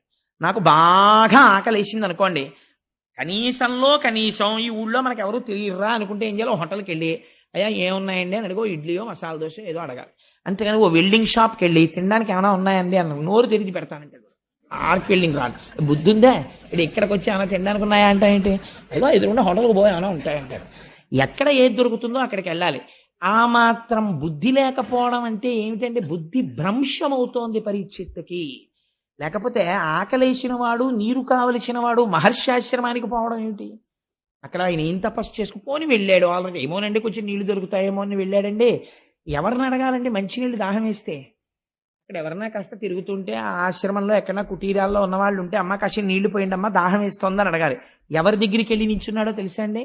ఆ నీళ్లు కావాలని అంటే అహంకారము వచ్చినది. ఎవరి దగ్గరికి వెళ్ళాడు అంటే, ఎంత గొప్ప వర్ణన చేశారో తెలుసా అండి వ్యాసుల వారు? ఎగ్జాక్ట్ ట్రాన్స్లేషన్ చేశారంతే పోతన గారు. పలికెడిది భగవతమట పలికించు విభుండు రామభద్రుండట, మీలిత నేత్రుడై మెలగుట చాలించి బాహ్యమున జడిలేక శాంతుడగుచు. ఆయన శమీక మహర్షి. ఎటువంటి స్థితిలో ఉన్నాడు? మెలగుట చాలించి, కదలిక లేదు, మెదలిక లేదు, స్థాణు అయిపోయి ఉన్నాడు. స్థాణు అయిపోయి ఉండడం అంటే ఏమిటి? మీరు ఇప్పుడు ఒక్క విషయం, ఇప్పుడు ఈ మాటల్ని చాలా క్లీశంతో, చాలా గహనమైనటువంటి వర్ణన చేస్తారు. నేను తరచూ ఒక మాట చెప్తుంటాను. ఇప్పుడు ఇలా ఒక చిక్కుడు పాదు పెట్టి, నేను 4 రోజులు చిక్కుడు పాదు పక్కనే కూర్చుని ఇక్కడ ఒక కర్ర పాతాను అనుకోండి, చిక్కుడు పాదు నన్ను ఒక్కనాటికి నమ్మదు, వచ్చి నన్ను అల్లుకోదు, వీడు లేచి వెళ్ళిపోతాడని దానికి తెలుసు. చిక్కుడు పాదు కర్రను అల్లుకుంటుంది. వెళ్ళి ఎందుకు అల్లుకుంటుందో తెలుసా అంటే, అది కదలదనేది పసిగడుతుంది. శంకరాచార్యులు వారు చోట చెప్తారు, కర్ణే యదాహ విరచయంతి ఖగాశ్చ నీడాస్ శ్రీశైల శృంగ కుహరేషు కదోపలప్స్యే గాత్రం యదామలతాహ పరివేషయంతి అంటారు. ధ్యానమునందు తపస్సునందు చాలా మగ్నుడైపోయి బ్రహ్మమునందు రమిస్తున్నాడని గుర్తేమిటంటే, కదలిక లేక కర్ర నిలబడిపోయినట్టు స్థాణువై ఉండిపోతాడు. అలా ఉండిపోతే ముందు తీగలు నమ్ముతాయి, నమ్మి అల్లుకుంటాయి. ఆ తర్వాత ఏమవుతుందంటే మొక్కలు మొలుస్తాయి. ఆ తర్వాత ఏవి నమ్ముతాయంటే, ఇది కదలదని పక్షులు నమ్ముతాయి, వచ్చి చెవుల్లో పుల్లలు ఎడతాయి, పుల్లలు పెట్టి గూళ్ళు కడతాయి. కర్ణే యదాహ విరచయంతి ఖగాశ్చ నీడాస్. అందుకే మన వాళ్ళు, ఆయన తపస్సు చేశాడు, ఒంటి మీద పుట్టలు పెట్టేశాయి, పుట్టల్లో పావులు చేరిపోయాయి, మొక్కలు మొలిచిపోయాయి, అప్పుడు ఈశ్వరుడు ప్రత్యక్షమయ్యాడు. ఇవన్నీ హఠాత్తుగా ఊడిపోతాయండి. అంటే అంతటి ధ్యానమగ్నుడయ్యాడని గుర్తు. మెలగుట చాలించి మీతనేత్రుడై శాంతుడై కూర్చుండి జడతలేక, అలా కూర్చుని ధ్యానమగ్నుడై ఏమాత్రం కదలిక లేదు. ప్రాణ మనోబుద్ధి పంచేంద్రియంబుల బహిరంగ వీధుల బరగనీక. ఎంత గొప్ప మాటలో చూడండి. ప్రాణము నియంత్రించాడు ప్రాణాయామము చేత. అందుచేత అనడం కుంభకం పూరించి ఆప్చేసేసాడు వాయువుని, అలా నిలబడిపోయాడు అంతే. కాబట్టి ఇప్పుడు వక్షస్థలం ఇలా ఇలా ఇలా ఇలా కదలదు, అలా ఉండిపోయి ఉన్నాడు. ప్రాణము ఊపిరి మీద ఏది ఆధారపడుతుంది? మనస్సు ఆధారపడుతుంది. అందుకని మనస్సు కదలటం లేదు, అలా ఉండిపోయింది. మనస్సు కదలదు, బుద్ధి కదలటం లేదు. బుద్ధి కదలటం లేదు, ఇంద్రియాలు కదలటం లేదు. బయట విషయాన్ని కన్ను చూడదు, చెవులు వినపడవు, స్పర్శేంద్రియానికి తెలియదు. అందుకని అలా ఉండిపోయాడు. స్థాణువై ఏం చేస్తున్నాడు మరి? ఇవన్నీ ఆగిపోయాయి. మరి ఆయన ఏమి చూస్తున్నట్లు అంటే జాగ్రత్తాది అవస్థాత్రయము దాటి బ్రహ్మమునందు రమించుచుండే. జాగ్రత్త మొదలైనటువంటి 3 అవస్థలని దాటిపోయి ఆయన జాగ్రత్త లేదు, స్వప్నము లేదు, సుషుప్తి లేదు, 4వది తురీయమనేటటువంటి స్థాయికి చేరిపోయి తాను సాక్షాత్తు ఆత్మగా సాక్షీభూతుడై శరీరాన్ని చూస్తూ బ్రహ్మముగా నిలబడిపోయి ఉన్నాడు. ఇప్పుడు అలా ఉన్నవాడు ఎలా ఉన్నాడు అంటే బ్రహ్మభూతత్వ సంప్రాప్య విక్రియుండయి అతి దీర్ఘ జటలు తన్నావరింప. అలా కూర్చుని ఉండిపోతే బ్రహ్మముతో రమించి నిలబడగా వెంట్రుకలు మాత్రం పెరిగిపోతున్నాయి, గోళ్లు పెరిగిపోతున్నాయి. అవి జటలు కట్టేసి కేశ సంస్కారము లేక వ్రేలాడుతున్నాయి. రురు మృగచర్మమును దాల్చి అలరుచున్న తపసి పొడగని తాళిత శోషిత తాళుడగుచు. ఎంత చిత్రం జరిగింది. ఒక కృష్ణ జింక యొక్క మృగాన్ని కట్టుకుని అలా కూర్చుని ఉండిపోయాడు, వస్త్రం కూడా లేదు. అటువంటి శమీక మహర్షి దగ్గరికి వెళ్ళాడు. ఎవరు? ఈ శోషిత తాళుడగుటు, దాహం కోసం ఆర్తి పొందినటువంటి పరీక్షిత్. ఎలా అంటే మౌన భాషల డగ్గరి మనుజ విభుడు. వెళ్ళి ఎలా నిలబడ్డాడు అంటే నీటి కోసం కాదు, మౌన భాషల డగ్గరి మనుజ విభుడు. ఇప్పుడు దేనికోసం వెళ్ళాడు? నీటి కోసం వెళ్ళాడన్నది ప్రధానం. కానీ లోపల ఒక మౌన భాష బయలుదేరింది. ఏమిటది అంటే ఇప్పుడు పరీక్షిత్ తానెవరో మరిచిపోయాడు, బుద్ధి భ్రంశమైపోయింది. ఇట్లాంటి బ్రహ్మమునందు రమిస్తున్నటువంటి తాపసిని చూసి నిశ్శబ్దముగా తాను వెళ్ళిపోవాలా? నేను మహారాజునొస్తే లేచి నిలబడడా, నాకు నమస్కరించడా, నాకు ఆసనం చూపించడా, మహారాజా ఎందుకు వచ్చావని నన్ను అడగడా? ఎంత అహంకారం రా ఈ తపస్వికి అనుకున్నాడు. అంటే ఇప్పుడు ఏమైంది? ఇంత పరీక్షిత్, ఇంత గొప్పవాడు, తెల్లవారి లేస్తే బ్రాహ్మణులకు నమస్కారం చేసేవాడు, అన్నీ తెలుసున్నవాడు, అన్నిటినీ మరిచిపోయాడు. బుద్ధి భ్రంశమైపోయింది కలి యొక్క ప్రవేశము వలన. దీనివల్ల ఏమైపోయింది? ఆగ్రహం పుట్టింది. యుక్తాయుక్త విచక్షణను కోల్పోయాడు. ఇందాక మీకు చెప్పాను కదా, ఒక స్థానంలోంచి స్థానంలోకి వెళ్ళిపోతున్నాడు. ఎంత వేగంగా జారిపోతున్నాడో చూడండి పరీక్షిత్. ఎలా అవమానించాలి ఇన్ని అనుకున్నాడు. అక్కడ చచ్చిపోయి పడున్న పామున్నది. మీరు ఒకటి గుర్తుపెట్టుకోండి, చచ్చిపోయిన పామైనా బతికున్న పామైనా అక్కడ పాము కనపడింది అనుకోండి ఉలిక్కి పడతాం. శమీక మహర్షికి తెలియదు అక్కడ చచ్చిపోయిన పాము ఉందని. అంటే ఆయన అంతగా బ్రహ్మమునందు రమిస్తున్నాడు. పరీక్షిత్ కనపడుతోంది చచ్చిపోయిన పాము. చచ్చిపోయిన పామైనా మెళ్ళో వేసేటప్పటికి చల్లగా తగులుతుంది. తగలగానే ఏమిటిది అని చూసుకునేటప్పటికి పాము, అయ్య బాబాయ్ పాము, అయ్య బాబా పాము అని అరుస్తాడు.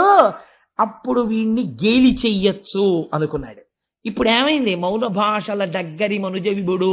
వికృతాతి వికృతమైన ఆలోచనలు లోపల పెరిగిపోతున్నాయి ఇంకా రకరకాలుగా. ఇప్పుడు ఏం చేశాడు?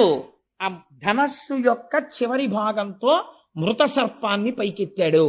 ఒక ప్రభువు ధర్మరాజు యొక్క మనవడు అభిమన్యుడి కొడుకు చెయ్యవలసిన పనా అంటే ఇప్పుడు ఏమైపోతోంది? పరమ భయంకరమైన సన్నివేశము జరుగుతోంది ప్రపంచంలో. ఆ మృత సర్పాన్ని పైకెత్తాడు. ఎత్తి ఎవరి మీద వేశాడు? శమీక మహర్షి మెడలో వేశాడు. ఆయనకి చల్లగా పాము తెలిసిందా? తెలియలేదు. కాబట్టి ఏమిటి నిర్ధారణ? ఆయన తపస్వి అయి ఉన్నారు. తపస్వి అయి ఉన్నవాడిలోకి వెళ్ళగలిగాడా కలి? వెళ్ళలేకపోయాడు. ఆయనలోకి వెళ్ళి దేంటి గభాలను ఆయన నీళ్లు తీసి పరీక్షిత్తులు శపించేటట్టు చెయ్యొచ్చుగా. వెళ్ళలేకపోయాడు. ఎందుకు వెళ్ళలేకపోయాడు? ఇంద్రియములు, మనస్సు ఈశ్వరుణ్ణి పట్టి ఉన్నాయి. అలా పట్టి ఉన్న చోటికి కలి వెళ్ళలేకపోయాడు. ఎక్కడికి వెళ్ళగలిగాడు? ఒక్క స్థానానికి ఆశ్రయం ఇచ్చినా వెళ్ళిపోయి మొత్తం నాశనం చేయగలిగాడు. ఇది మీకు అక్కడ ఉన్న సన్నివేశం.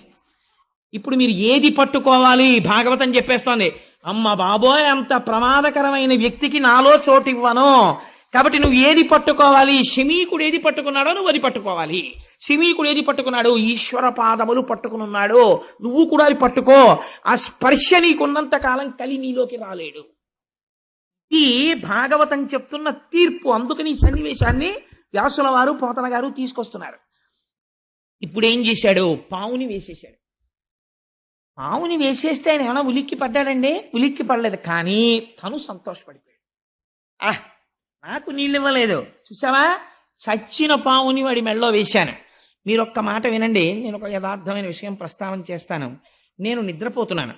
నిద్రపోతుంటే మీరు వచ్చారు. నువ్వు అలాంటి వాడివి, నువ్వు ఇలాంటి వాడివి, నువ్వు అటువంటి ధూర్తుడివి అని నన్ను 50 తిట్లు తిట్టేశారు. తిట్టేసి మీరు వెళ్ళిపోయారు. వెళ్ళిపోయిన తర్వాత నేను నిద్రలేచాను.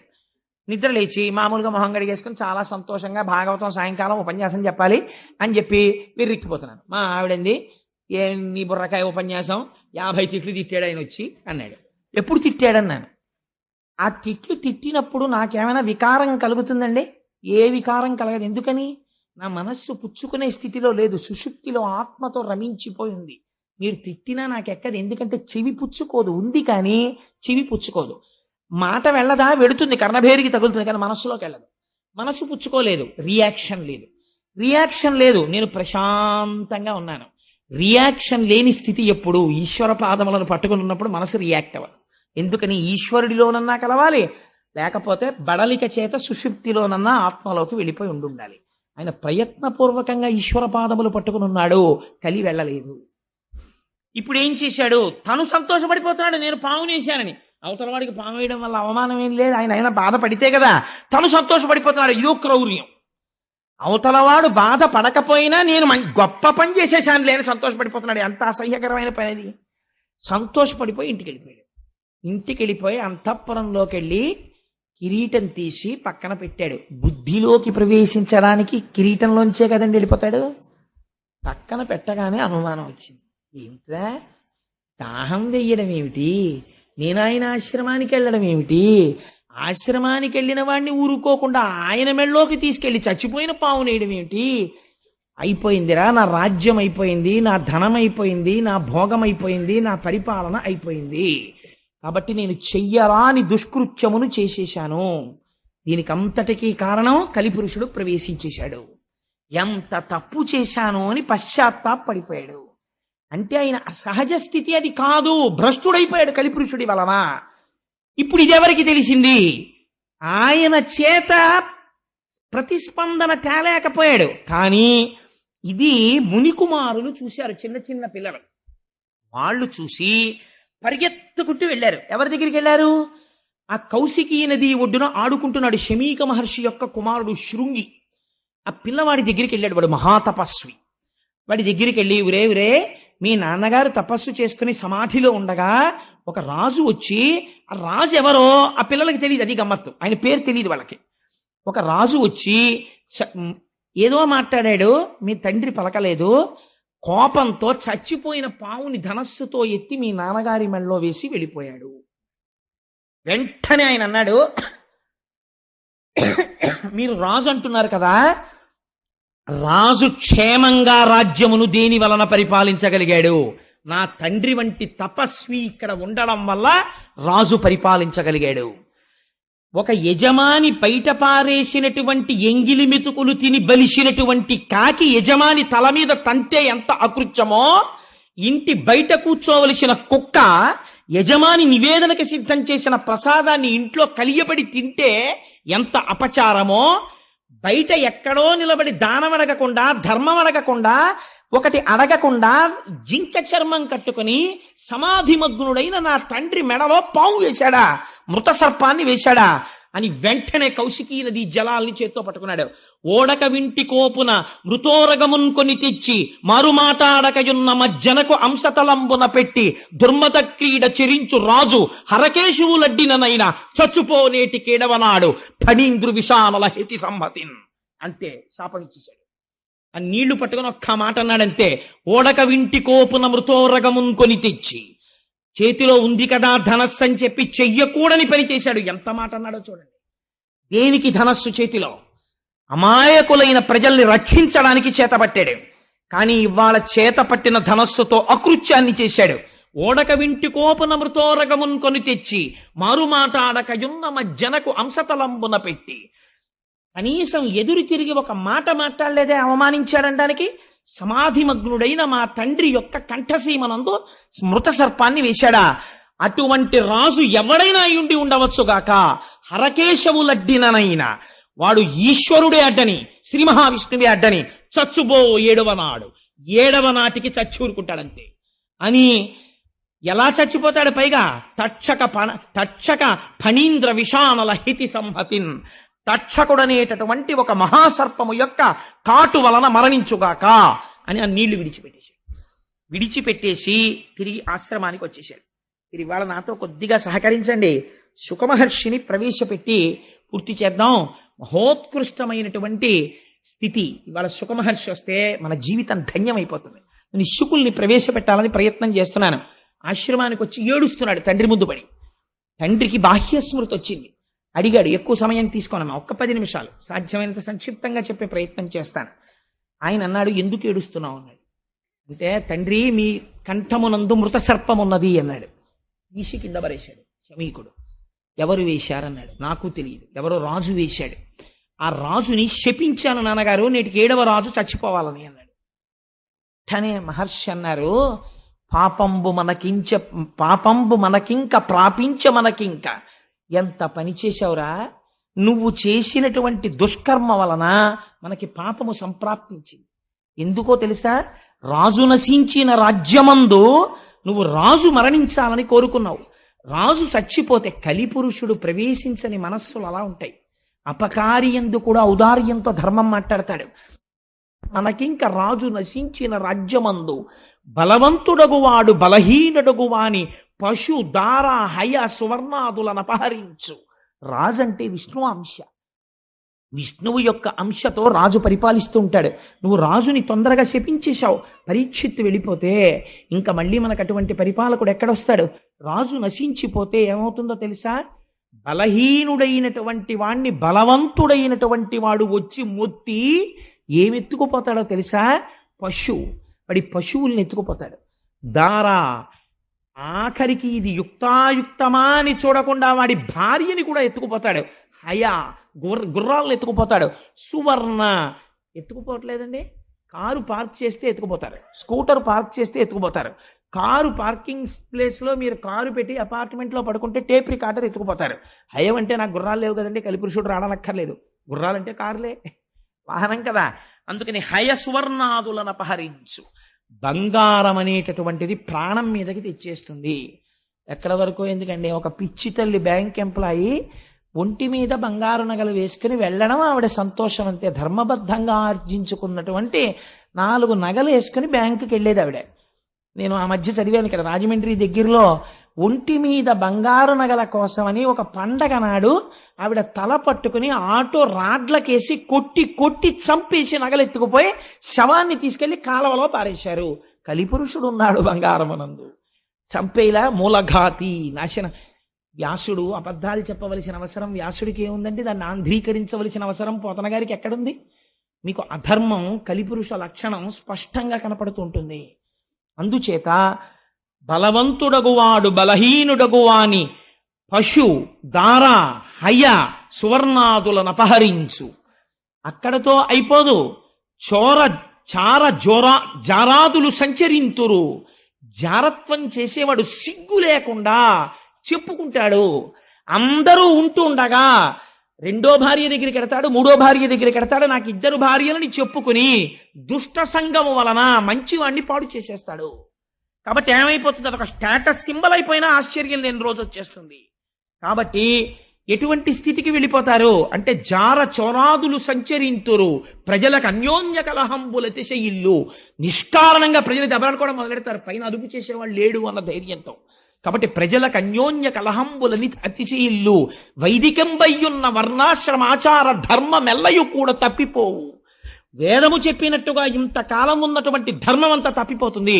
తప్పిపోగానే ప్రజలు పురుషార్థములలో మొదటి దాన్ని వదిలేస్తారు, ధర్మాన్ని వదిలేసి లోకులిక మీద అర్ధ కామంబులందు సంచరింప. ప్రతి వాడికి డబ్బు కామం, డబ్బు కామం, డబ్బు కామం, ఈ రెండింటిలో తిరగడం మొదలు పెడతాడు. మొదలు పెడితే ధరణి నెల్ల వర్ణాశ్రమాచార ధర్మంబులెల్ల లుప్తమైపోవు. ఎక్కడా వర్ణాశ్రమాచారాలు అనేటటువంటి ఉండవు. మర్కట సారమేయ కులము మేరపుత్ర, కుక్కకి కోతికి కొడుకుట్టినట్టు అయిపోతుందిరా సమాజం. అలా అయిపోతుంది, భ్రష్టం అయిపోతుంది. ఎంత పని చేశావురా, పరీక్షిత్తుని కొట్టి సమాజాన్ని ఇన్ని ప్రమాదాలు తేవడానికే కలి నీ చేత ఇలాంటి శాపం ఇప్పించాడు. నువ్వు క్రోధమునకు వశుడవైపోయావు, ఎటువంటి శాపం ఇచ్చేసావురా, ఎంత పొరపాటు చేసేసావు అన్నాడు. కానీ పరీక్షిత్తుకు అందిపోయింది ఈ వార్త. మహానుభావుడు ఇంక నేటికి 7వ రోజున ఎలాగో శరీరం విడిచిపెట్టేస్తానని, ప్రాయోపవేశం చేస్తానని గంగ ఒడ్డుకెళ్ళి ఆ తూర్పు దిక్కుకి కొసలుండేటట్టుగా దర్భలు పరుచుకుని ప్రాయోపవేశం చేసి ఈశ్వరుడి యందు మనస్సును నిలబెట్టి ఒక మాట అంటాడు. ఎందుకు గంగ ఒడ్డుకి వెళ్ళడం అంటే, అమ్మా అని పిలిచిన నిన్ను పొమ్మా అని ముక్తి కడకు బుత్తువట, లెమ్మా నీ రూపముతో రమ్మా నాకెదురంగ గంగ రమ్యతరంగా అంటాడు. ఎంత గొప్ప పద్యం అంటే నిజంగా పోతన గారికే చెల్లింది గంగ మీద పద్యం రాయడం. అమ్మా అని పిలిచిన నిన్ను ఎవరైనా నీ దగ్గరికి వచ్చి అమ్మా గంగమ్మ అంటేట ఎంత అనుగ్రహిస్తావో తెలుసా, పొమ్మా అని ముక్తి కడకు బుత్తువట. ఇది గంగా స్నానానికి గొప్పతనం. పోరా, ఇది తప్పులు చేస్తే తీసేసాను నీ పాపాలు, పో మోక్షానికి అని పంపించేస్తావుట. అమ్మా నాకు టైం అయిపోయిందమ్మా, శాపం పొందేశాను, లెమ్మా నీ రూపముతో, అమ్మా ఒక్కసారి నాకు దర్శనం ఇవ్వా, లెమ్మా నీ రూపముతో, రమ్మా నాకెదురంగ గంగ రమ్యతరంగా, ఈ తరంగములతో వచ్చి నీలో నన్ను కలిపేసుకోమ్మా అని గంగ ఒడ్డున ప్రాయోపవేశం చేశాడు. ప్రాయోపవేశం చేస్తే పరీక్షిత్, ఎవరు యాగం చేస్తే దేవతలు వచ్చి కూర్చున్నారో అటువంటి మహాపురుషుడు శాపగ్రస్తుడై ప్రయోపవేశం చేశాడు. ఇప్పుడు ఈ సన్నివేశం చూడడానికి ఎవరు వచ్చారో తెలుసా అండి? గౌతముడు, అగస్త్యుడు, విశ్వామిత్రుడు, వశిష్ఠుడు మొదలైనటువంటి ఋషులందరూ వచ్చేశారు. ఎందుకు ఇది చూడడం? వాళ్ళకైనా సరదాయా ప్రాయోపవేశం చేసి చచ్చిపోతుంటే చూడడం కాదు.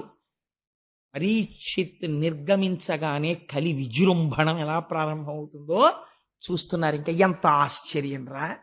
నిన్నటి దాకా స్థానం లేని కలి బంగారం ఇవ్వగానే కొట్టేశాడంతే, మొత్తం ఆక్రమించేస్తున్నాడు. ప్రారంభమైపోయింది రాజ్యంలో ఎక్కడ చూసినా. ఈ ఆశ్చర్యాన్ని చూడ్డానికి ఈశ్వర శాసనం ఎలా ఉంటుందో, ఉత్తర క్షణంలో ఎలా మారిపోతోందో లోకం, పరీక్షిత్ వెళ్ళిపోతున్నాడని, ఇంతటి ధర్మమూర్తి నిర్గమించేస్తున్నాడు అని చూడడానికి అందరూ వచ్చి కూర్చున్నారు. అందరినీ అడుగుతున్నాడు, ఏం చెయ్యని ఇంకా ఈ 7 రోజులు నేను ఏం చేస్తే మోక్షం పొందుతానని. ఆ ఆర్తి ఉన్నవాడు ఇంతటి పని చేసేసాడు. ఎంత చిత్రం చూడండి! ఇంత ధర్మం ఉన్నవాడు ఇంత అధర్మమైన పని చేసేయడమా? కలికి ఇంత అవకాశం ఇస్తే అంత ప్రమాదాన్ని తెచ్చేశాడు. ఇది వాళ్ళందరూ చూడ్డానికి వచ్చిన ఆశ్చర్యం. కాలోహి దురతిక్రమ, అతిక్రమించలేకపోతున్నారు. ఏమీ ఈ చిత్రం! ఇంతటి స్థితిలో కూడా ఈశ్వర పాదములు పట్టుకున్నవాడు మాత్రం చెక్కు చెదరట్లేదు. ఇది చూడ్డానికి వచ్చి వాళ్ళందరూ నిలబడ్డారు. నిలబడితే అక్కడికి ఒక ఆయన వచ్చాడు. 16 సంవత్సరముల వయస్సు, మంచి యవ్వనంలో ఉన్నాడు. నల్లటి జుత్తు, ముఖం మీద చిందరవందరగా పడిపోయింది. ఒక కౌపీనం పెట్టుకుని ఉన్నాడు. చుట్టూ చిన్నపిల్లలందరూ చేరారు. వాళ్లతో హాస్యం ఆడుతున్నాడు. ఏమీ మాట లేదు, మంతి లేదు. నవ్వుతూ సూర్యుడు దిగి భూమండలం మీద నడుస్తున్నాడా అన్నట్టుగా, ఒకరు పిలవకపోయినా ఆవు పాలు పితికిన కన్నా కూడా నిలబడనటువంటి శుకుడు తనంత తాను నడిచి వచ్చి నిలబడితే ఆయన తేజస్సు చూసి పొంగిపోయి, కృష్ణ భగవానుణ్ణి మా వంశమంతా అర్చించినందుకు నేను వెళ్ళిపోతున్న సమయంలో మార్గం చూపించడానికి నాకు గురువుని పంపాడు కృష్ణ పరమాత్మ అని పొంగిపోయి అర్ఘ్యపాద్యాదులనిచ్చి శుకుడి కాళ్ళ మీద పడితే కదిలి వెళ్ళిపోవడం అలవాటున్న శుకుడు కూర్చున్నాడు. 7 రోజులు నీకు చెప్తా, ఏమిటి నీ బాధ చెప్పన్నాడు. శుకబ్రహ్మ వచ్చి కూర్చున్నారు. చాలు, ఇక్కడ వరకు విన్నా. ఇవాళ ఈ శుకబ్రహ్మ ప్రవేశం వింటే భానువారం విశేషించి మాఘమాసం. మాఘమాసంలో భానువారానికి ఒక విశిష్టత ఉన్నది. అందుకని ఇవాల్టి రోజున శుకుడు వచ్చేయాలని తాపత్రయపడ్డాను. ఆయన్ని తేవడం కోసం ఇంత ప్రయత్నం చేశాం. రేపటి రోజున స్వామివారి యొక్క అవతార విశేషాన్ని అసలు శుకుడు మాట్లాడతాడు. ఇంకా రేపటి నుంచి ఇంకా విందురు గాని ఎలా ఉంటుందో శుకుడు మాట్లాడితే ఇక్కడి నుంచి ముడులు విప్పడం మొదలెడతాడు. ఎలా ఉంటే కలిగి ఏం చెయ్యలేడో, ఎలా ప్రవర్తించాలో, జీవితాన్ని ఎలా దిద్దుకోవాలో, ఈశ్వరుడు ఎలా వచ్చాడో, భక్తి అంటే ఏమిటో మాట్లాడడం మొదలు పెడతాడు.